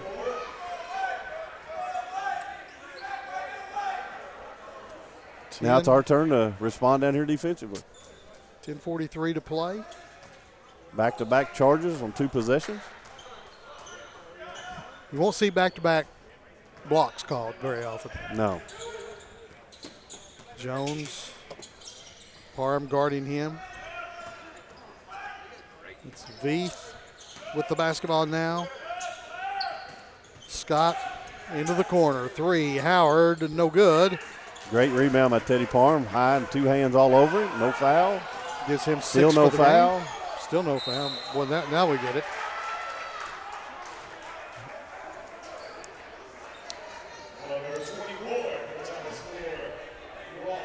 When do you, in a game like this where the calls just aren't coming, how much coaching officials do you try to do, and how much coaching your team do you focus on? A little bit of balance, and we got a little chirping here. Jones and Parham both chirping back and forth a little bit. Interesting that it was the freshman Warwicks. Yeah, kept things all together. A lot of subs here, too. Warwicks just went out. A little confusion right here on everybody's part. I'm not sure what the holdup is. Well, I hate to be this way, but it does start with the officials. Yeah, they can control it. The outcome will be how they want it to be. Bunch with it now. Looking. Still looking. Corbin Spencer. Size advantage on Jones. Drives to the baseline. He's cut off. There's Bunch. 3 in the air, and that's good. Boom. Closely guarded. Still rose up over Jolly. Got him a 3 ball to go in. You and I had a good angle on that one, Kelly. That was money all the way, wasn't it? Yeah, he did no hesitation at all, and closely guarded, still got it in. And coaches having conversations with the officials who have done a very, very poor job of controlling the action on the floor, but now they want to try to act like they can control the game from the. We don't need your help. From this point, it's a very poor philosophy. We're a little late getting into this break, so let's just keep it here. As I look around here, Kelly, a lot of alums here that a lot of people don't necessarily see. Jimmy Kent Kerr over there, he's in our Hall of Fame. Yeah, if you're ever around here whatsoever, he might walk on top of you because he's putting some miles on the street. And it's always good to see Jimmy Kent when he's walking around. Always has a positive word or two to say to everybody around. He must go through a pair of walking shoes about once a month. Yeah, he had that little scare with his health, and he has literally walked himself into great condition, and I probably need to join him some days. Wouldn't be a bad idea for either one of us. So 9:55 to play here. Bears on top by 7. You got on the elevator with us on Thursday before you went on your 3-hour tour that you took, and looked at me and said, "You don't have any clothes to fit you anymore, do you?" I told Marsha that and laughed. You and Coach Phipps both have. We're going to put you on the missing persons list pretty soon. I decided that it's time to take my diabetes seriously. I joked with somebody and said, I'm just really trying to make it easier on my pallbearers, but I don't know if that went over too well. No, that should not have went over too well. Here's Reed Jolly with the basketball. We're back to action. He's going to shoot over Bradley. Shot no good. Nice shot by Corbin Spencer going in and getting that rebound. Yeah, that's a win for the Bears right there. If we get him settling for jump shots, that's a good thing for us. Spencer on the drive. Jones does a really good job one-on-one defensively. He is as good as they come. Oh, that was a sweet move right there. Yeah, got Veith on the crossover and got the first open look he's had today. And maybe that will get him going a little bit. The lead is quietly out to 9 now with 19:15 to play. Yeah, biggest lead for the Bears so far today. Jones was open for the 3, decided not to pull the trigger. Teton Gets rid of it to Scott. Body's flying inside. And Wow, there's what a three big that's good. shot. Big shot by Jalen Scott right there. He's done a good job on both ends of the floor. Very physical defender, and did a great job of popping out there for the long three. The drive was Spencer cut off. I was looking on the bench, didn't see Warwick. He's at the table for the next dead ball, and that's a good shot right there by Corbin Spencer. Good finish by Corbin. Didn't get too much into the traffic, kind of stopped short of it, and got a good little teardrop shot. He takes more shots that I say no, yes than anybody on the team. I guess. Here's the ball screen action. Jones got his man in the air. 3 out of the corner for Veith, and it's good. Yeah, you got to press up on him and force him to put it on the floor as best you can. And Teddy just got a little late on that closeout. Great shot by Veith. He's very capable. 5-point lead for the Bears. We're at the 8-minute mark here of the first half, or second half, I should say. Really like the action from the Bears. We've done a good job of really moving well without the basketball and got lucky right there. Very fortunate right there. Brown's right man, right spot that time. And he lost his footing. Well, look, if he didn't travel when he fell and his legs went in the opposite directions, you probably ought to wait till he actually travels to call it. Yeah, he did just fall straight down. 7:47 left here in regulation anyway. Bears trying to pull off the sweep of Thomas More. If you missed it early, number 1 went down. What an amazing game. U-Pike women showing that they're a factor. Jones on the drive, it's good. We're going to call a goaltend on a made bucket. That's what we got going on right here. And to cover up, he goes in and talks to Brown about it. Man. Three-point gamers, 7:30 to go. Bears have to keep responding and keep their heads about them. Warwick's into the paint, comes to a jump stop. That's Bunch from the baseline, no good. Nice hustle for the rebound by Howard, and that's a foul. Foul on Kean Warwick's on the. We saw that in the women's game, Kelly. Sometimes when you're on the ground, people fall over you. It's a foul. You don't really do anything to draw it, but, you know. Yeah, good. A tremendous hustle right there. Just unfortunate to get a foul. There wasn't anybody in the building that agreed with that, but Yeah. it certainly doesn't matter. That happened to Haley Free in the women's Yeah, game. So sure they did. can tie it with a 3 this time. Jones gets rid of it. Teton. It's Jolly. Back to Teton. 12 on the clock. Here we go. Jalen Scott. Teton. There's Jolly. Jones will probably be the one who shoots it. He spins, and lots of contact there. Yeah, that's a foul. No matter how you do it, good help, good idea. Just can't make contact. So Jones at the strike. He hasn't shot a free throw yet. Missed it. Yeah, kind of fell off of the line shooting that one. Yeah, might have found the chink in his armor here. Collins in, Parham out. His 4th foul, Teddy. That one Yeah, looked did better. a better job of keeping himself in the same footprints on that free throw. Key to free throw shooting is what? Repetition. Confidence. It doesn't matter exactly your form all the time, but you have to something you got to practice all the time. Bunch with it. 15 on the clock. Here comes Warwick, gets the screen. Collins going to drive it this time. Got a lane.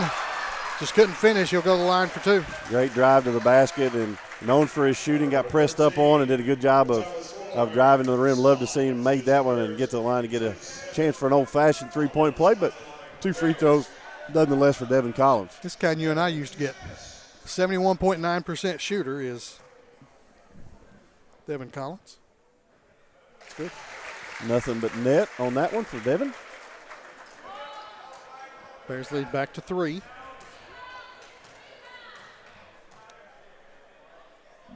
And 4. Warriors going to stay up on Jones. Yeah, that's probably not a terrible idea. The best way to guard good players is not let them catch it. 6:25 to play here in regulation. Scott with the basketball, got rid of it to Teton. He gets it back, 3 in the air, and it is off the back iron, no good. Look at Jones flying in for the rebound, lost his footing. They just called us for the exact same walk just a second ago. Yep. Shot no good by Jolly. Collins with the board. This is a very physical game, Rick. The conference is known to be physical, but like this is probably another extreme. That's 8 rebounds for Devin Collins. Warwick's on the drive. Collins, dotted line jumper, no good. Not a bad shot whatsoever. Had the size advantage, lifted right up over top. Shot Devin can make all the time. Just didn't get the friendly bounce. Okay, if I say that I'd like to see him use the glass, even though he was straight in front there. Yeah, it's kind of player choice. Jolly on the drive, spins, sees the bucket, missed it, but nice hustle for the rebound by Howard. Jolly gets it back, and he gets another shot here.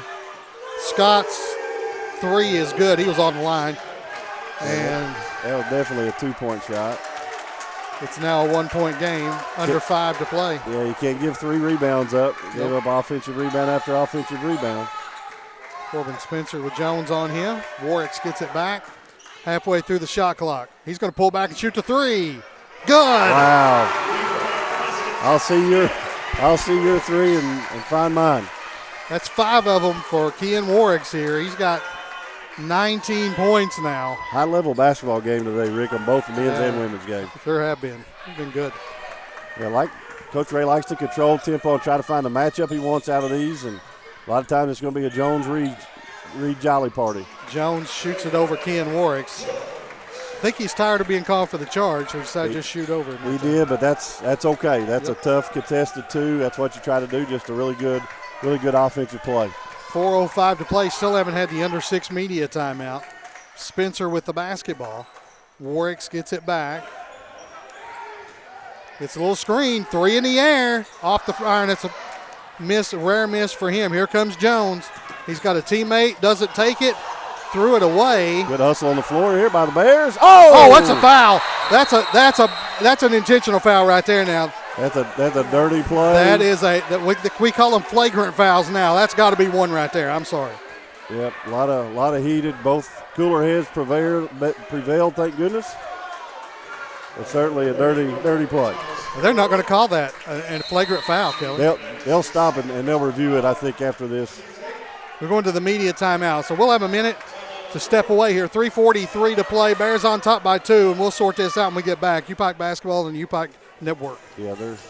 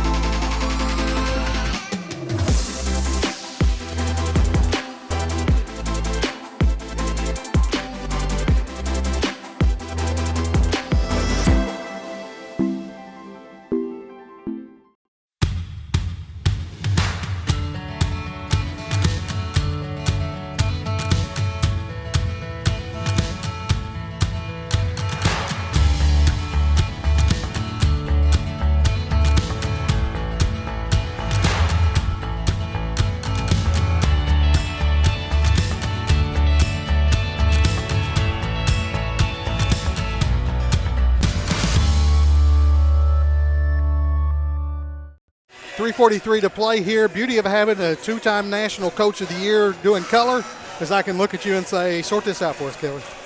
Well, they did the right thing and huddled up after the timeout and gave themselves a chance to review that. That was definitely a flagrant foul. We're going to get the shots right here and the ball back because we had possession back as well. And if you notice, we've got the next jump ball as well will be the on the Bears side. Warwicks left that one short. You got this time of the game. You got to take advantage of all your opportunities and free throw line for the Bears. That's 5 of 6 for us. 68.5% shooter on the season, and that one's good. Yeah, just lost his concentration for a second there. You know, that's a little bit understandable. I mean, he was he was picked up off the ground. Yeah, and now it goes. Bears have the ball coming full length of the floor. And it's point of contact, what they call that there. Yeah, that was the absolute right play. Coach Ray doesn't agree with it, but he would be mistaken on that one. When he sees it. You'll see. So Warwick's with the basketball. Horns action here. Yeah, little horns against the zone, which will end up handing off to man once we start moving. And here we got the mismatch we wanted here on 5-on-2. Good sticking around there by Reed Jolly with a good play. I'll tell you what, he's a good basketball player. He really does. He plays out of every bucket of the game, from ball handling to defense. He just is all around good one. And we got a foul on the cut now. We might get some tightening of the officials here. It would have been nice if we did that quite a bit earlier. We wouldn't be in the position that we are. Exactly. But I think that timeout was handy too for everybody. I think it kind of cooled heads a little bit.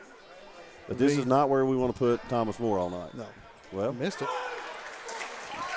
So they missed 3 here down the stretch. Yeah, very uncharacteristic of them. 3-point lead for the Bears. 3:02 to play. Warwick's on the drive. Got Teton in the air. Spencer, 12 on the clock, goes Great right to the crossover. bucket. Touched it last too. Yep, sure did. Call. Yep, great play. I think that was Reed Jolly got a hand in on that block as well.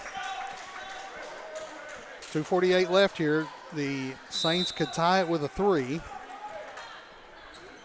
A lot of fatigue, I think, out on the floor right now for both teams. I think so too.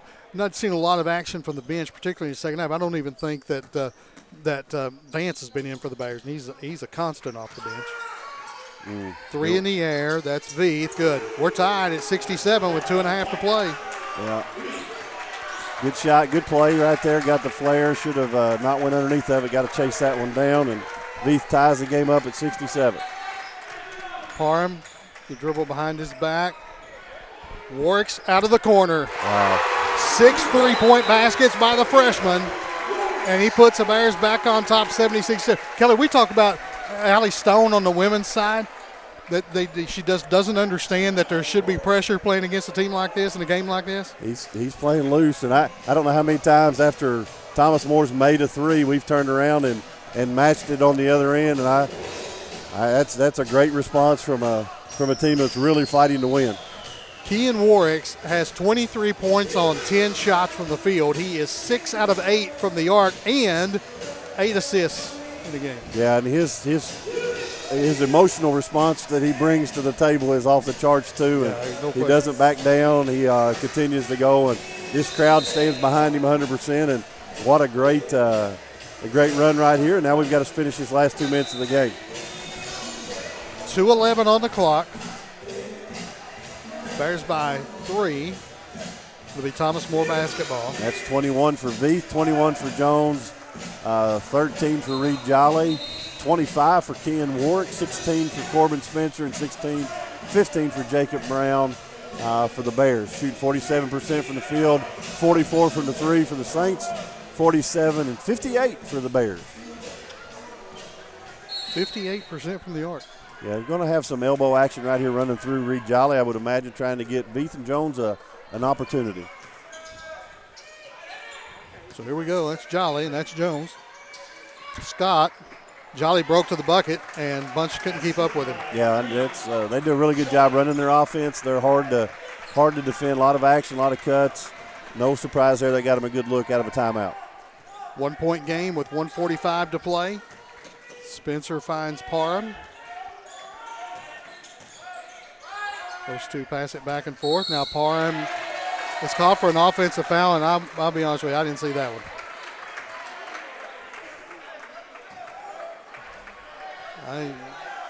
I wasn't paying close attention, so I'm going to give it wouldn't matter if I was or not, the call is the call. Wait. They called that on Bunch. Moving screen. Ah, okay. All right. Makes more sense now. Not a lot, but some. Veith gets it to Jolly. Veith, 3 in the air. He has flopped almost every time he shot the ball tonight. That's the third flop he's had. There's a rule in, and that's a technical. And the first time they called it will be next time they called it will be the first time they called it. Yeah, they called it on us at Wilberforce for flop. 1:10 to play. Bears nursing a 1-point lead. Warwick's with 12 on the clock. Parham comes out and gets it. Guarded out there by Veith. 8 on the clock. Down the lane he goes. A little bit off balance. Left it short. Got his own rebound and put back. Good persistence right there. Not sure what the. Now we've got a whistle.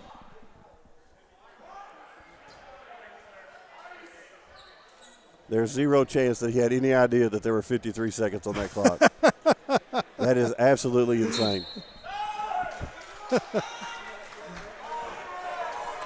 Big possession, right? A 3-point lead. Running down the stretch. 48 seconds to play, and Coach Ray wants a timeout to talk it over. 47.4 to play. 72-69. David, we're just going to keep it, okay? Kelly, if you're Thomas More, what are you trying to do here? And if you're UPAC, what are you trying to prevent? Well, I don't know how many times out of the timeout that they haven't scored immediately. So Coach Ray will have something drawn up right here. I don't think they're going to panic out and try to take a 3 right here. They'll certainly give themselves options to get a 3 or a 2 in this scenario. The Bears have to do a great job of pressing up and not letting them have, not that we're giving a layup, obviously, but certainly not let them have an uncontested 3. And by all means, if you get them to miss a shot right now, you have to go rebound at full force. There's no need for anybody to check back, no need for anybody to try to get a run out. You've got to secure that rebound, and really your motto is a tough 2, a tough 3 right here, and then go rebound the basketball. And you're in the bonus on the next foul, so you've got an opportunity to do whatever you need to offensively. In the plan last time, getting Teddy Parham at the rim was a good plan. We got to continue that trend. And Teddy, as the shooter, knew he had missed it short, and so went straight back up to get the rebound. Yeah, nobody knows where that ball is going to go better than the shooter. That's right. You have an opportunity to watch it all the way. You feel it coming out of your hand and short, long, whatever, and that was an interior shot, but he did a great job of going back, getting the offensive rebound, and that was a huge rebound, and actually gave us a 2-rebound margin. I can't remember. Maybe it's a 4. 28 rebounds for Pikeville, 24 for Thomas More. Jolly into Jones. Scott hands it back to Jones. He's got a lane to the bucket. Doesn't take it. 3 in the air for Veith for the tie, but Scott gets the rebound. Here comes Jolly. That's going to be Jones working against Corbin Spencer, and that's a foul. Timeout on the side. Timeout. Oh, he called timeout. Okay, we'll take that. Can we take a 30-second, David? Can we take a 30-second timeout? Okay, we'll do that. 31.2 seconds to play. Bears by 3. We're back in 30. UPAC basketball on UPAC Network.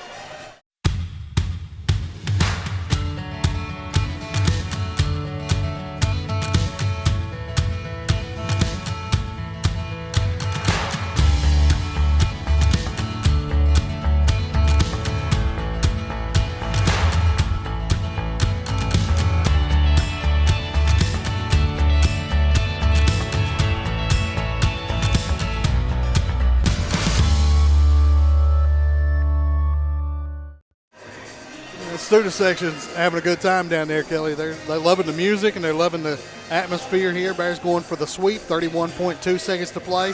What is Ty Compton telling his team right now? Well, obviously he was very disappointed with the way we handled that set, our switch.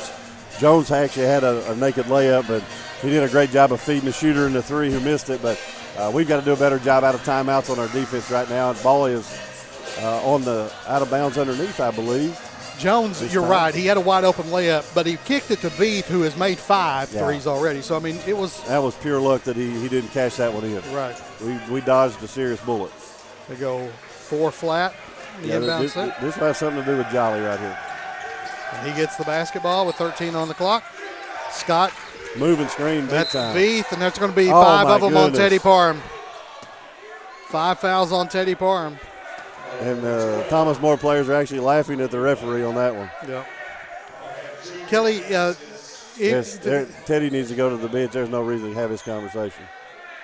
Parham is, if you're wondering, Parham is not having a great offensive game. He's 3 for 15 now, but you notice he was the one who had the ball in his hands in a 1-point game on the last possession. Oh, no question. He's a bucket getter at all times. He can get one any time. A great effort by Teddy right there. And really, he had a defensive assignment tonight. He's either guarded Reed Jolly, which is a terribly tough cover, or Veith. Both of them are hard players to guard. So really not the worst scenario in the world right here. Put him at the free throw line.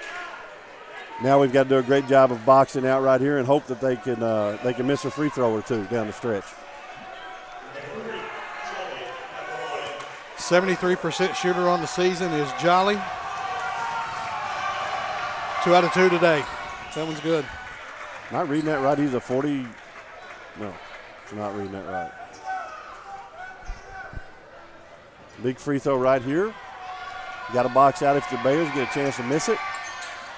1 point game with 25 seconds to go. You got potentially the last possession.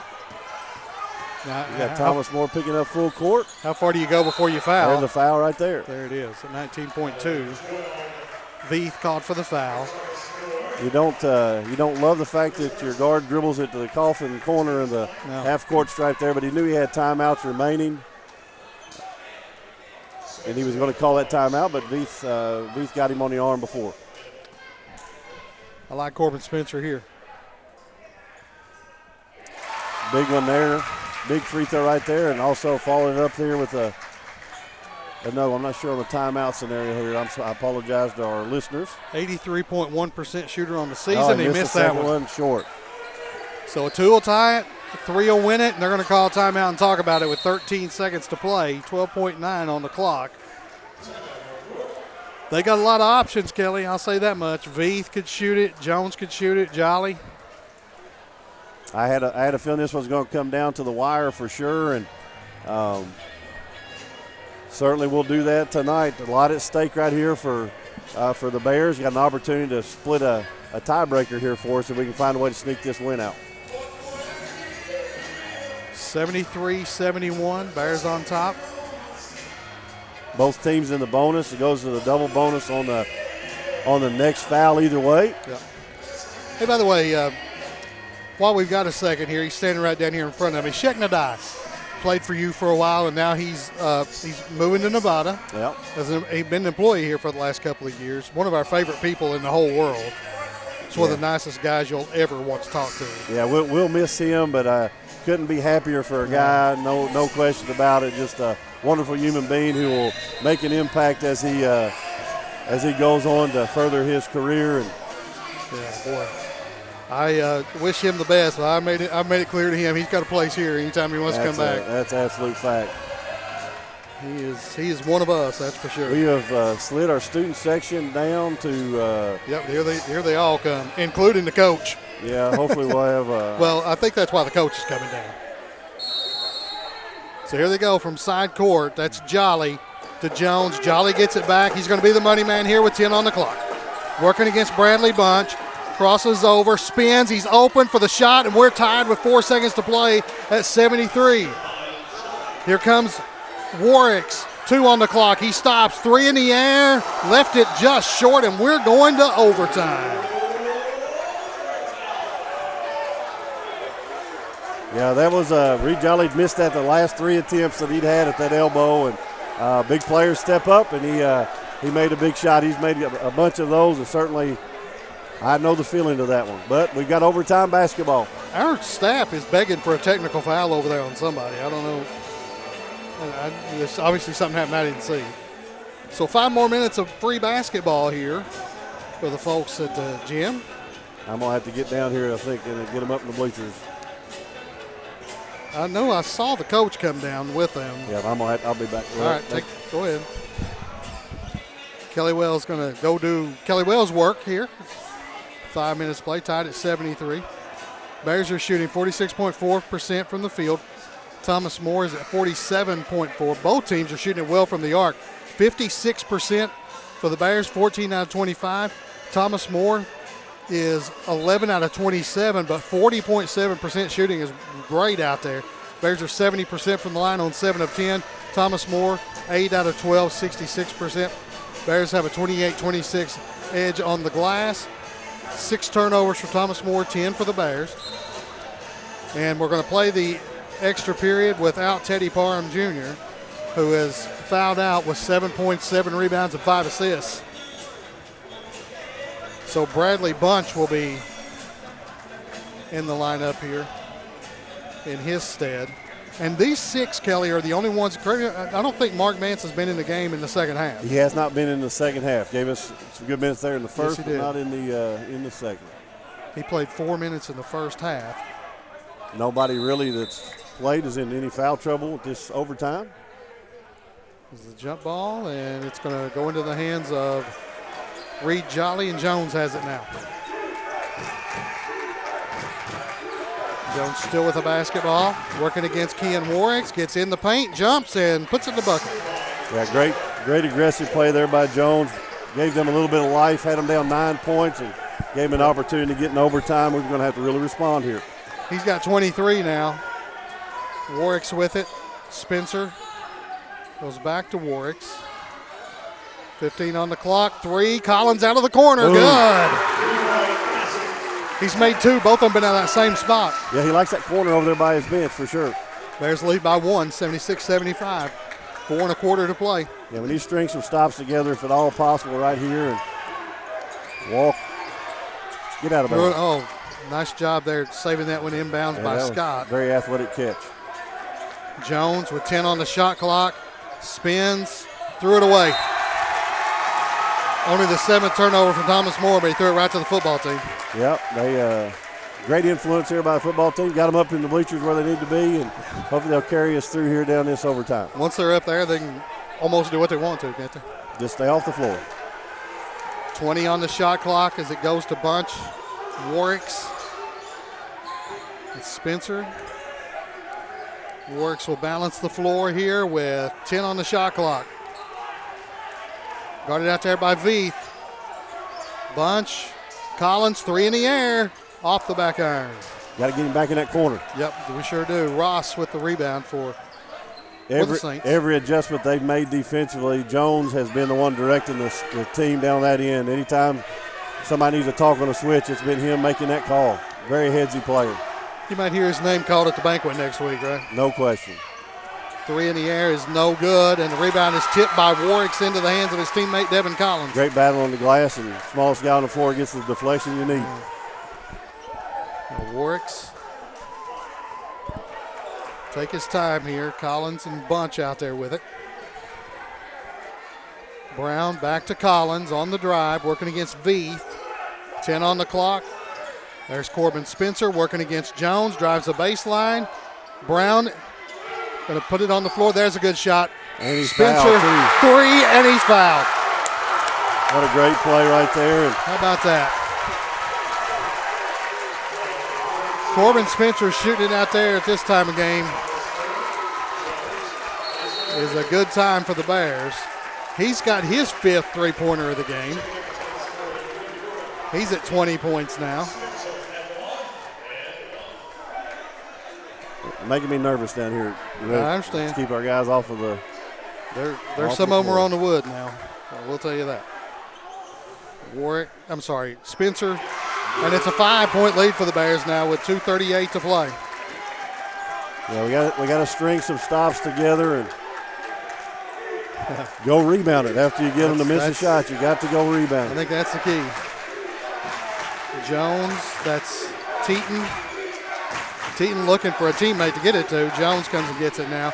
17 on the clock. Teton posts up. Working against Brown. Good defense there by the sure Bears. was. Here comes Jones on the drive. Working against Corbin Spencer. He spun.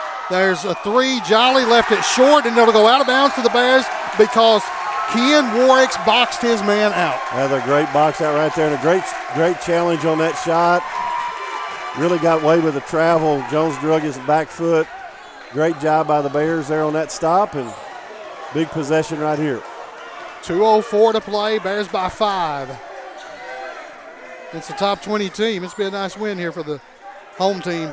Yeah, this will be another opportunity. We've got several top 25 wins with win over Freed. Yep. Georgetown. Be great to add this one to the resume. There's Spencer. Left it short. Scott deflected it to Jones. Here comes Jolly spinning. Great nice job by Bunch. Jump ball, and it's Bears basketball.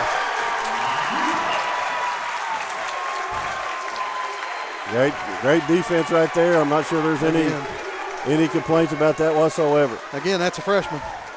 Yeah, Bradley's done a great job defensively, and this is a good possession for us right now to get deep in the shot clock, and then if we get to the free throw line, would be awesome being in the double bonus right here. Just take care of the basketball, get late in the clock, and then get downhill. Spencer pops out, 3 in the air, short. Not the shot we wanted. That's way, way too early right there in the shot clock.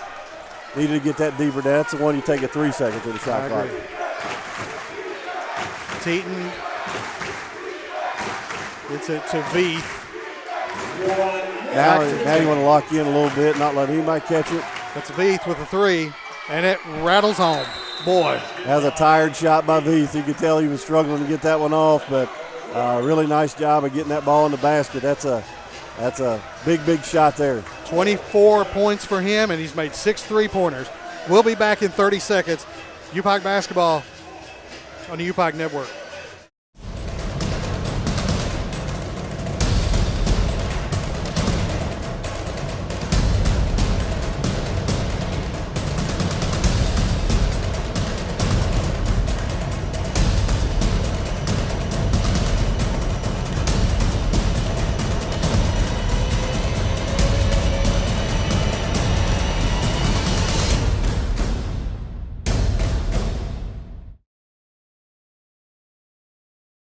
.1 ticks left here in the first overtime period. Bears on top 80-78 over Thomas More.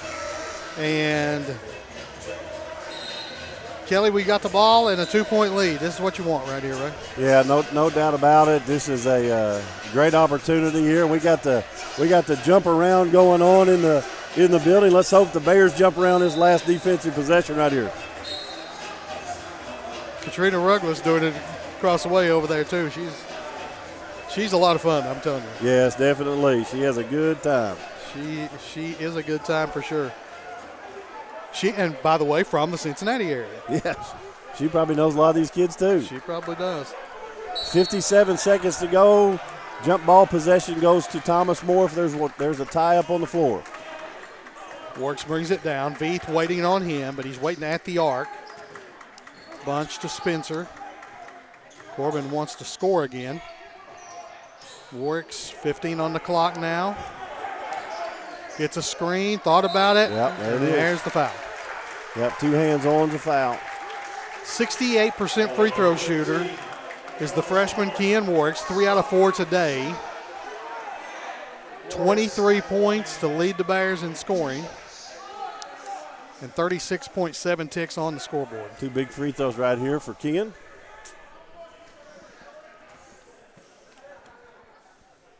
Good. Yep. When Thomas More inbounds the ball, there will be a 6.7 second difference in the shot and the game clock. We will give shot clock time. Well, that's what matters right now. Kean can make it a 2-possession game. And he's going to do it too. Yep. Big to get that to 4 points. You know that Thomas More is great executing out of timeouts. Have that cushion of that 4 points is a great opportunity for us to get a victory right here. And the freshman leads all scorers now with 25 points. He's played huge.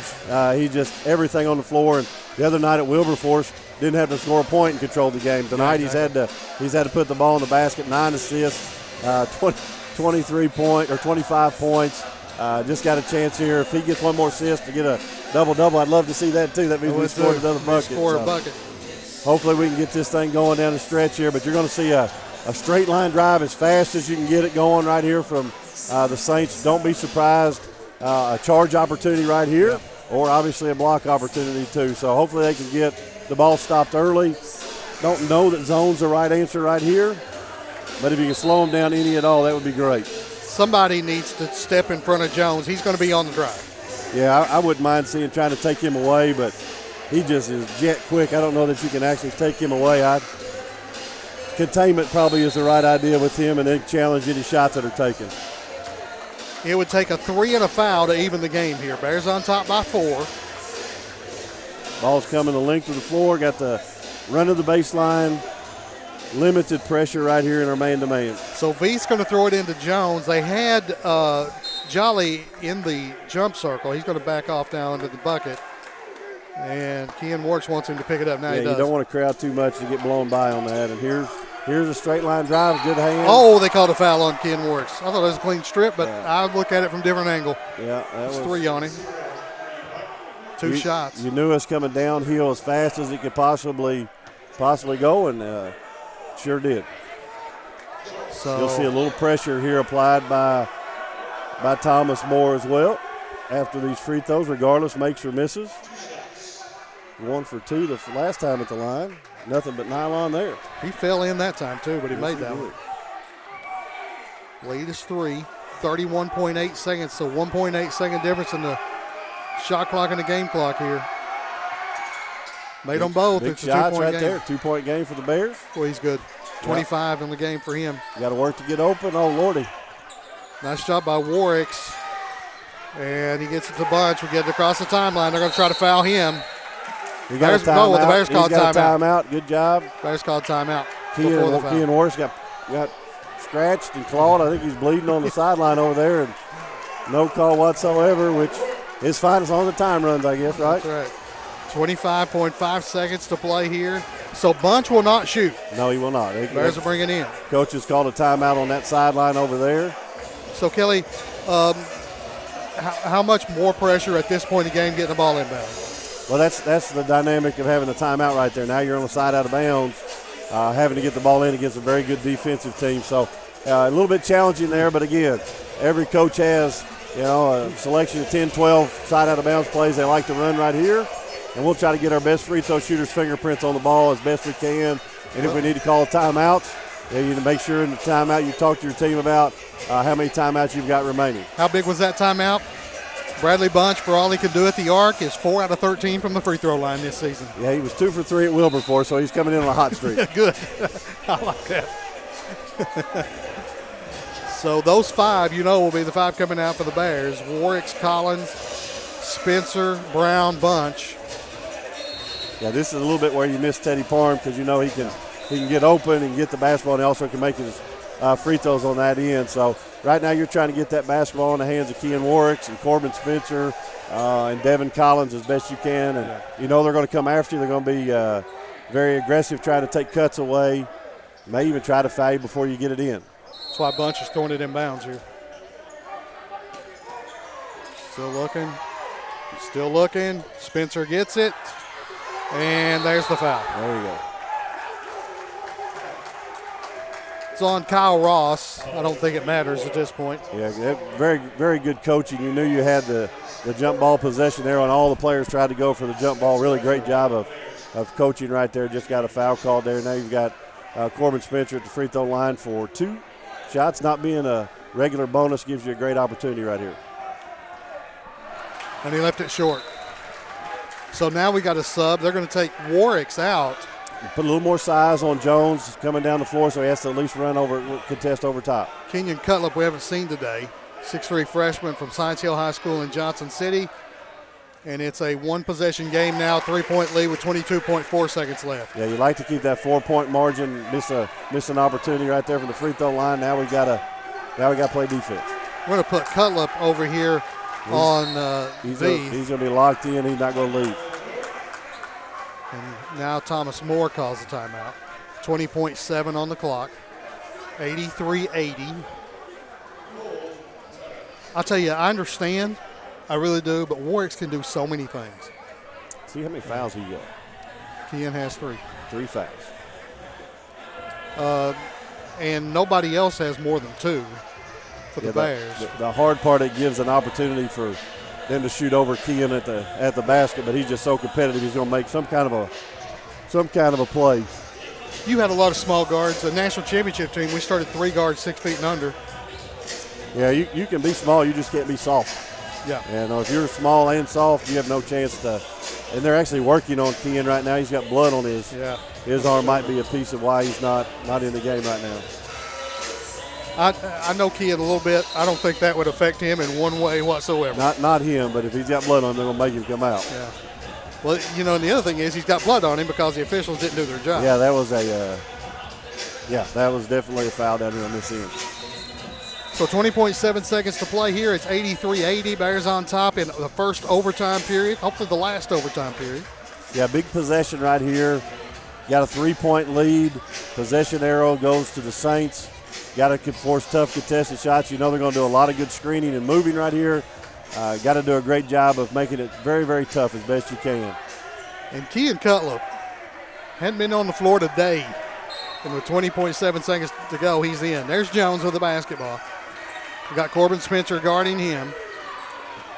Gets it back, drives the baseline. There's a three, and it is off, no good. Spencer got the rebound, but stumbled out of bounds. 9.2 to play. He got pulled backwards with no call, but you gotta secure that. Great job of the baseline pass to Veith. That was the play they ran earlier. Got the wide open three. And Veith is 6 out of 14 from the arc, if you're wondering. 9 seconds to go. 3-point lead. Got to have great communication right here. Jones gets it in three from the corner, no good. Deflected. Cutlip with the rebound, and he's going to go to the line. Great rebound right there by Kean Cutlip. Very, very nice job of securing the rebound. That's about the toughest three you could have shot. I mean, the angle we were looking dead at it, he was deep in that corner, and that's a tough angle to try to get that in there. Jalen Scott, the sophomore, who shot that one from really behind the backboard. And Cutlip needs one to secure the win here with 4.3 to left. He hasn't shot many on the season, I'll tell you that. You missed that one. Looked a little tight on that. Got to loosen up, get that one out of the way. You got the second one right here. And 60% shooter, 8 out of 14 after that miss. It's a tough spot to be in, but this is what you play for. This is what you practice for. Guarantee he shot big shots for Science Hill. That was good, and Bears just secured an overtime win over a top 20 team. 4.3 seconds to go. They're going to roll it up. Jones picks it up, going to shoot the deep three, and it banks it in with 0.8 of a second to play to make it a 1-point game, and Bears call a timeout. 0.8 of a second to play here. Kelly has abandoned us, and for good reason. He's got work to do. His AD role comes first, and he's trying to keep those guys off the floor. In a 1-point game with 0.8 of a second to play. So nice free throw down there by Kenyon Cutlip. I keep calling him by the wrong name. And then the answer by Jacob Jones, who has 28 points, and he's 3 of 3 from the arc. So it's an 0.8 of a second left. You really want to get it inbounds and hope if they can foul, somebody gets a free throw. So,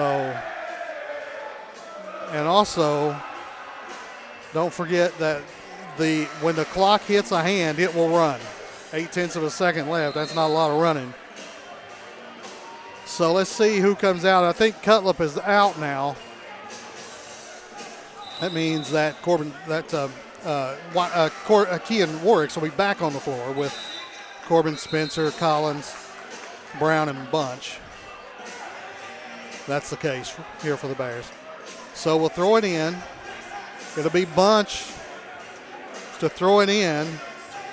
And the Bears run 3 guys all the way at the other end of the floor, and Warwick's at the free throw line. All you got to do is try to get a hand on it here. Bunch throws it down the floor. It's caught by Collins, and the Bears win it 84-83. Big-time play that time by the freshman Bunch. Collins caught it, wrapped it up, and the Bears get the win over Thomas More to send them into the conference tournament on a hot streak. And we'll tell you more about that after we take a break here. Bears win it, sweep Thomas More this afternoon here on Senior Day. You're watching UPike basketball on the UPike Sports Network.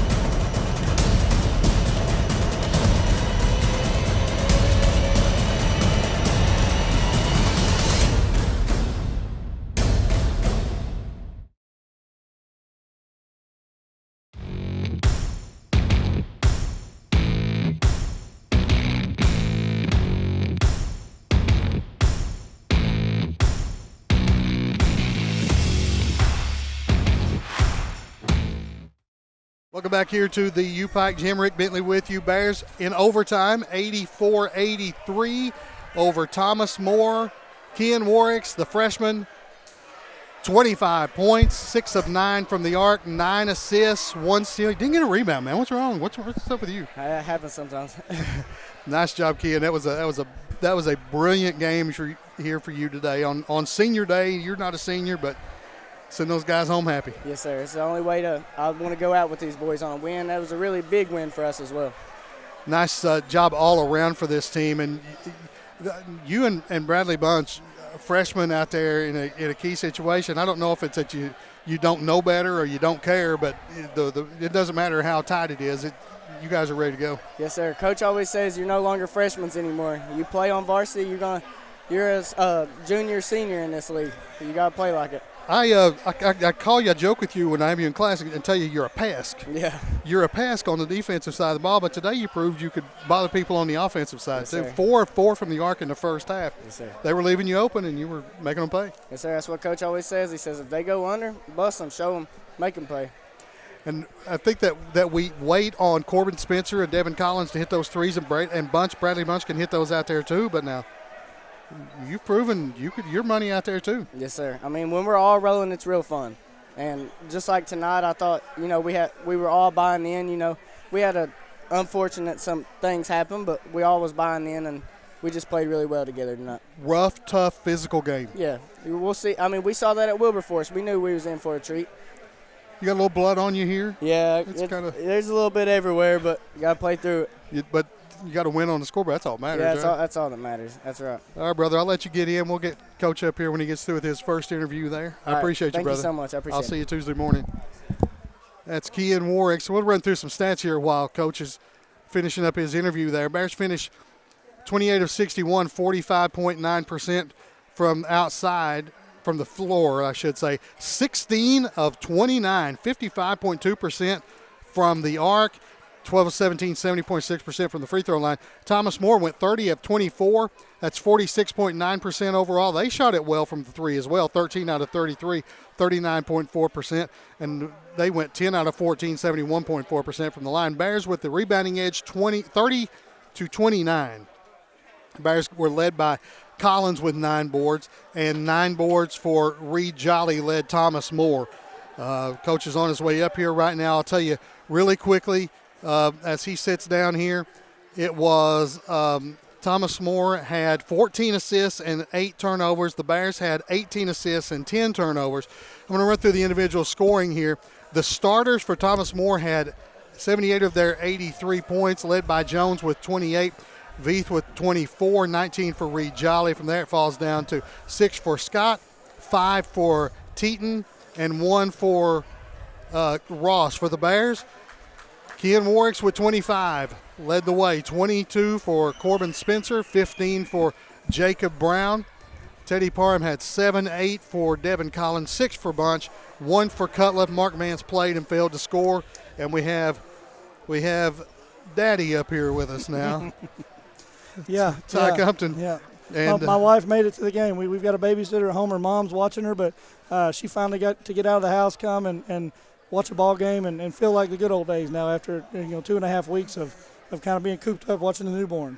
Well, I'll tell you what, I know I can't imagine how much fun that has to be for you, but a win over a top 20 team here at home, senior day. Yeah, it's we felt like going into the last couple of weeks in the season, and if we could win 3 of 4, it would really put us where we thought we deserved to be and where we have earned to be. And, we dropped the game at Campbellsville, which is a game that we thought we should have won. And we've been very transparent and talked about it with our guys. Hey, we knew the deal going into the last 2 weeks, and we still have 2 games this week to figure out and to win to get us to where we ultimately wanted to be. And so thankful that they put a ton of work in. They were locked in with our preparation. They came out and they battled through everything. And losing Teddy there at the end of the second half and playing the overtime without him and still finding a way. Just can't be more proud of the way these guys showed up and competed and got the job done. Ty, I don't remember who we played in our first Mid-South game of the season, but I wonder if Ken Warwicks was even on the scouting report. Yeah, he's came a long way, and every freshman is going to have an adjustment period. And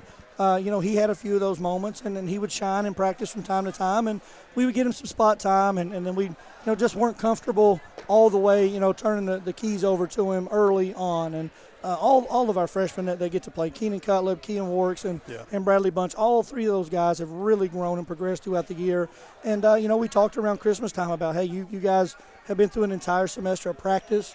You've been through an entire semester of your first season. You've got to grow up a little bit. We've got to learn from some of those growing pains early on, and we're going to turn the page here in the second semester, and we're going to rely on you a little bit more. Warwick was 4 out of 4 from the arc in the first half, and you would think that you're a freshman, you start hitting those shots early, you start thinking, okay, well, today's my day to score. He had 9 assists today. Yeah, he's everything Kean brings to the table is contagious for us. When he's making shots, we're really, really hard to beat. When he's able to get into the teeth of the defense in the lane, we know he's going to make the right decision. We know he's going to get the ball where it needs to be. And, we've been encouraging him. We want Kean to look for his offense more. And, sometimes he's a team-first guy, and he wants to get others involved, and he wants to kind of be the playmaker and do those kinds of things. But, I think he's understanding more and more that at this level, sometimes being team-first means he's got to do the right thing for the team, and sometimes that's scoring. Sometimes that's looking for his. So he's getting more comfortable doing that. Team loves him. Coaches love him. Just super thankful for all of them that their hard work was kind of rewarded today. Don't want to not brag about Corbin Spencer, although he does it a little more often. 22 points on 5 of 7 from the arc, and Jacob Brown had 15 again today and didn't miss a shot from the field. But if I had told you 3 hours ago that Teddy Parham and Devin Collins were going to go 5 for 26, I'm not real sure you'd have liked your chances. Yeah, it's the one thing that kind of has sparked our run here down the stretch in the second semester has just been our willingness to trust each other. Our willingness to rely on multiple people to make the play, make the shot. And it doesn't, we obviously have Teddy, who I don't know what the statistics will end up being after today. He had a tough game today, but going into today, he was a leading scorer in the conference, and Reed Jolly was right on his tail. So Reed had a little better scoring game today, but he's the leading scorer in the conference. Corbin is right there in the top 5 or 6 as well, and those guys obviously carry the heavy lifting for us most nights. But we certainly trust all those other guys that get in there to rip it and let it go. And when we're sharing it, when we're moving it, it's contagious for us on the defensive end. All of a sudden, we start playing a little harder. We start communicating a little more, and when we can get it going that way, we're hard to beat. Now, the win over Thomas More, we haven't talked about this week on the air yet. I know there was potential for a Tuesday game. Does this change that? Well, I don't know. I don't know the results of anything else. We're in a 3-way tie with Shawnee State and UT Southern. I think we hold the tiebreaker over UT Southern for seeding purposes. I'm not sure that we hold it over Shawnee State, though. So really depending on what Shawnee State does, we could have finished anywhere from 4th in the league to 6th in the league today, depending on what happened. And, just don't 100% know what that went. We got it looking up here real quick. Trying to find it. So we get a result here. Last game. Wilberforce, they beat them 105-9. So I don't quote me on it. I'll have to go back and look for sure, but I think that puts us in the 5 spot, which I think we'll have Wilberforce here on Tuesday. I think what that means. Okay, so if that game is played 7 o'clock, do we know the time? I think it's just up to us to figure that out. Oh, okay, so okay. Maybe 7, early. maybe 7:30, like a normal. We may move it up a little bit since they'll have to travel. So right. we'll get all that together here in the next day or so, and make sure we pump that out to everybody. Best place to find that information, upikebears.com, and on Twitter, if you follow that or any of us, I'm sure we'll be getting that information out there. But we'd love to have a big crowd out here for a home Mid-South Conference tournament game on Tuesday night. That'd be good to see. Absolutely. As we go for the 3-game sweep of Wilberforce on Tuesday night. Hopefully that's what we got. So we'll give it all we got. All right, you got a team waiting on you, brother. Thank you, buddy. Congratulations. That is Ty Compton. Okay, that's going to wrap things up. David, it has been a pleasure to work with you up here again today.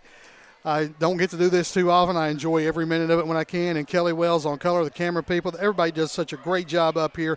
I know we didn't take as many breaks as you probably wanted to get in there down the stretch, but we wanted to keep the focus on it here as the Bears win it 84-83 in overtime over Thomas More. And if you missed it earlier, the number 1 team in the country, Thomas More's women, they lost here today too. So it was a UPike sweep, and the Bears are assured of not playing until Thursday night in the Mid-South Conference tournament. That'll be down in Bowling Green. and we'll get things worked out here as far as a potential game on Tuesday.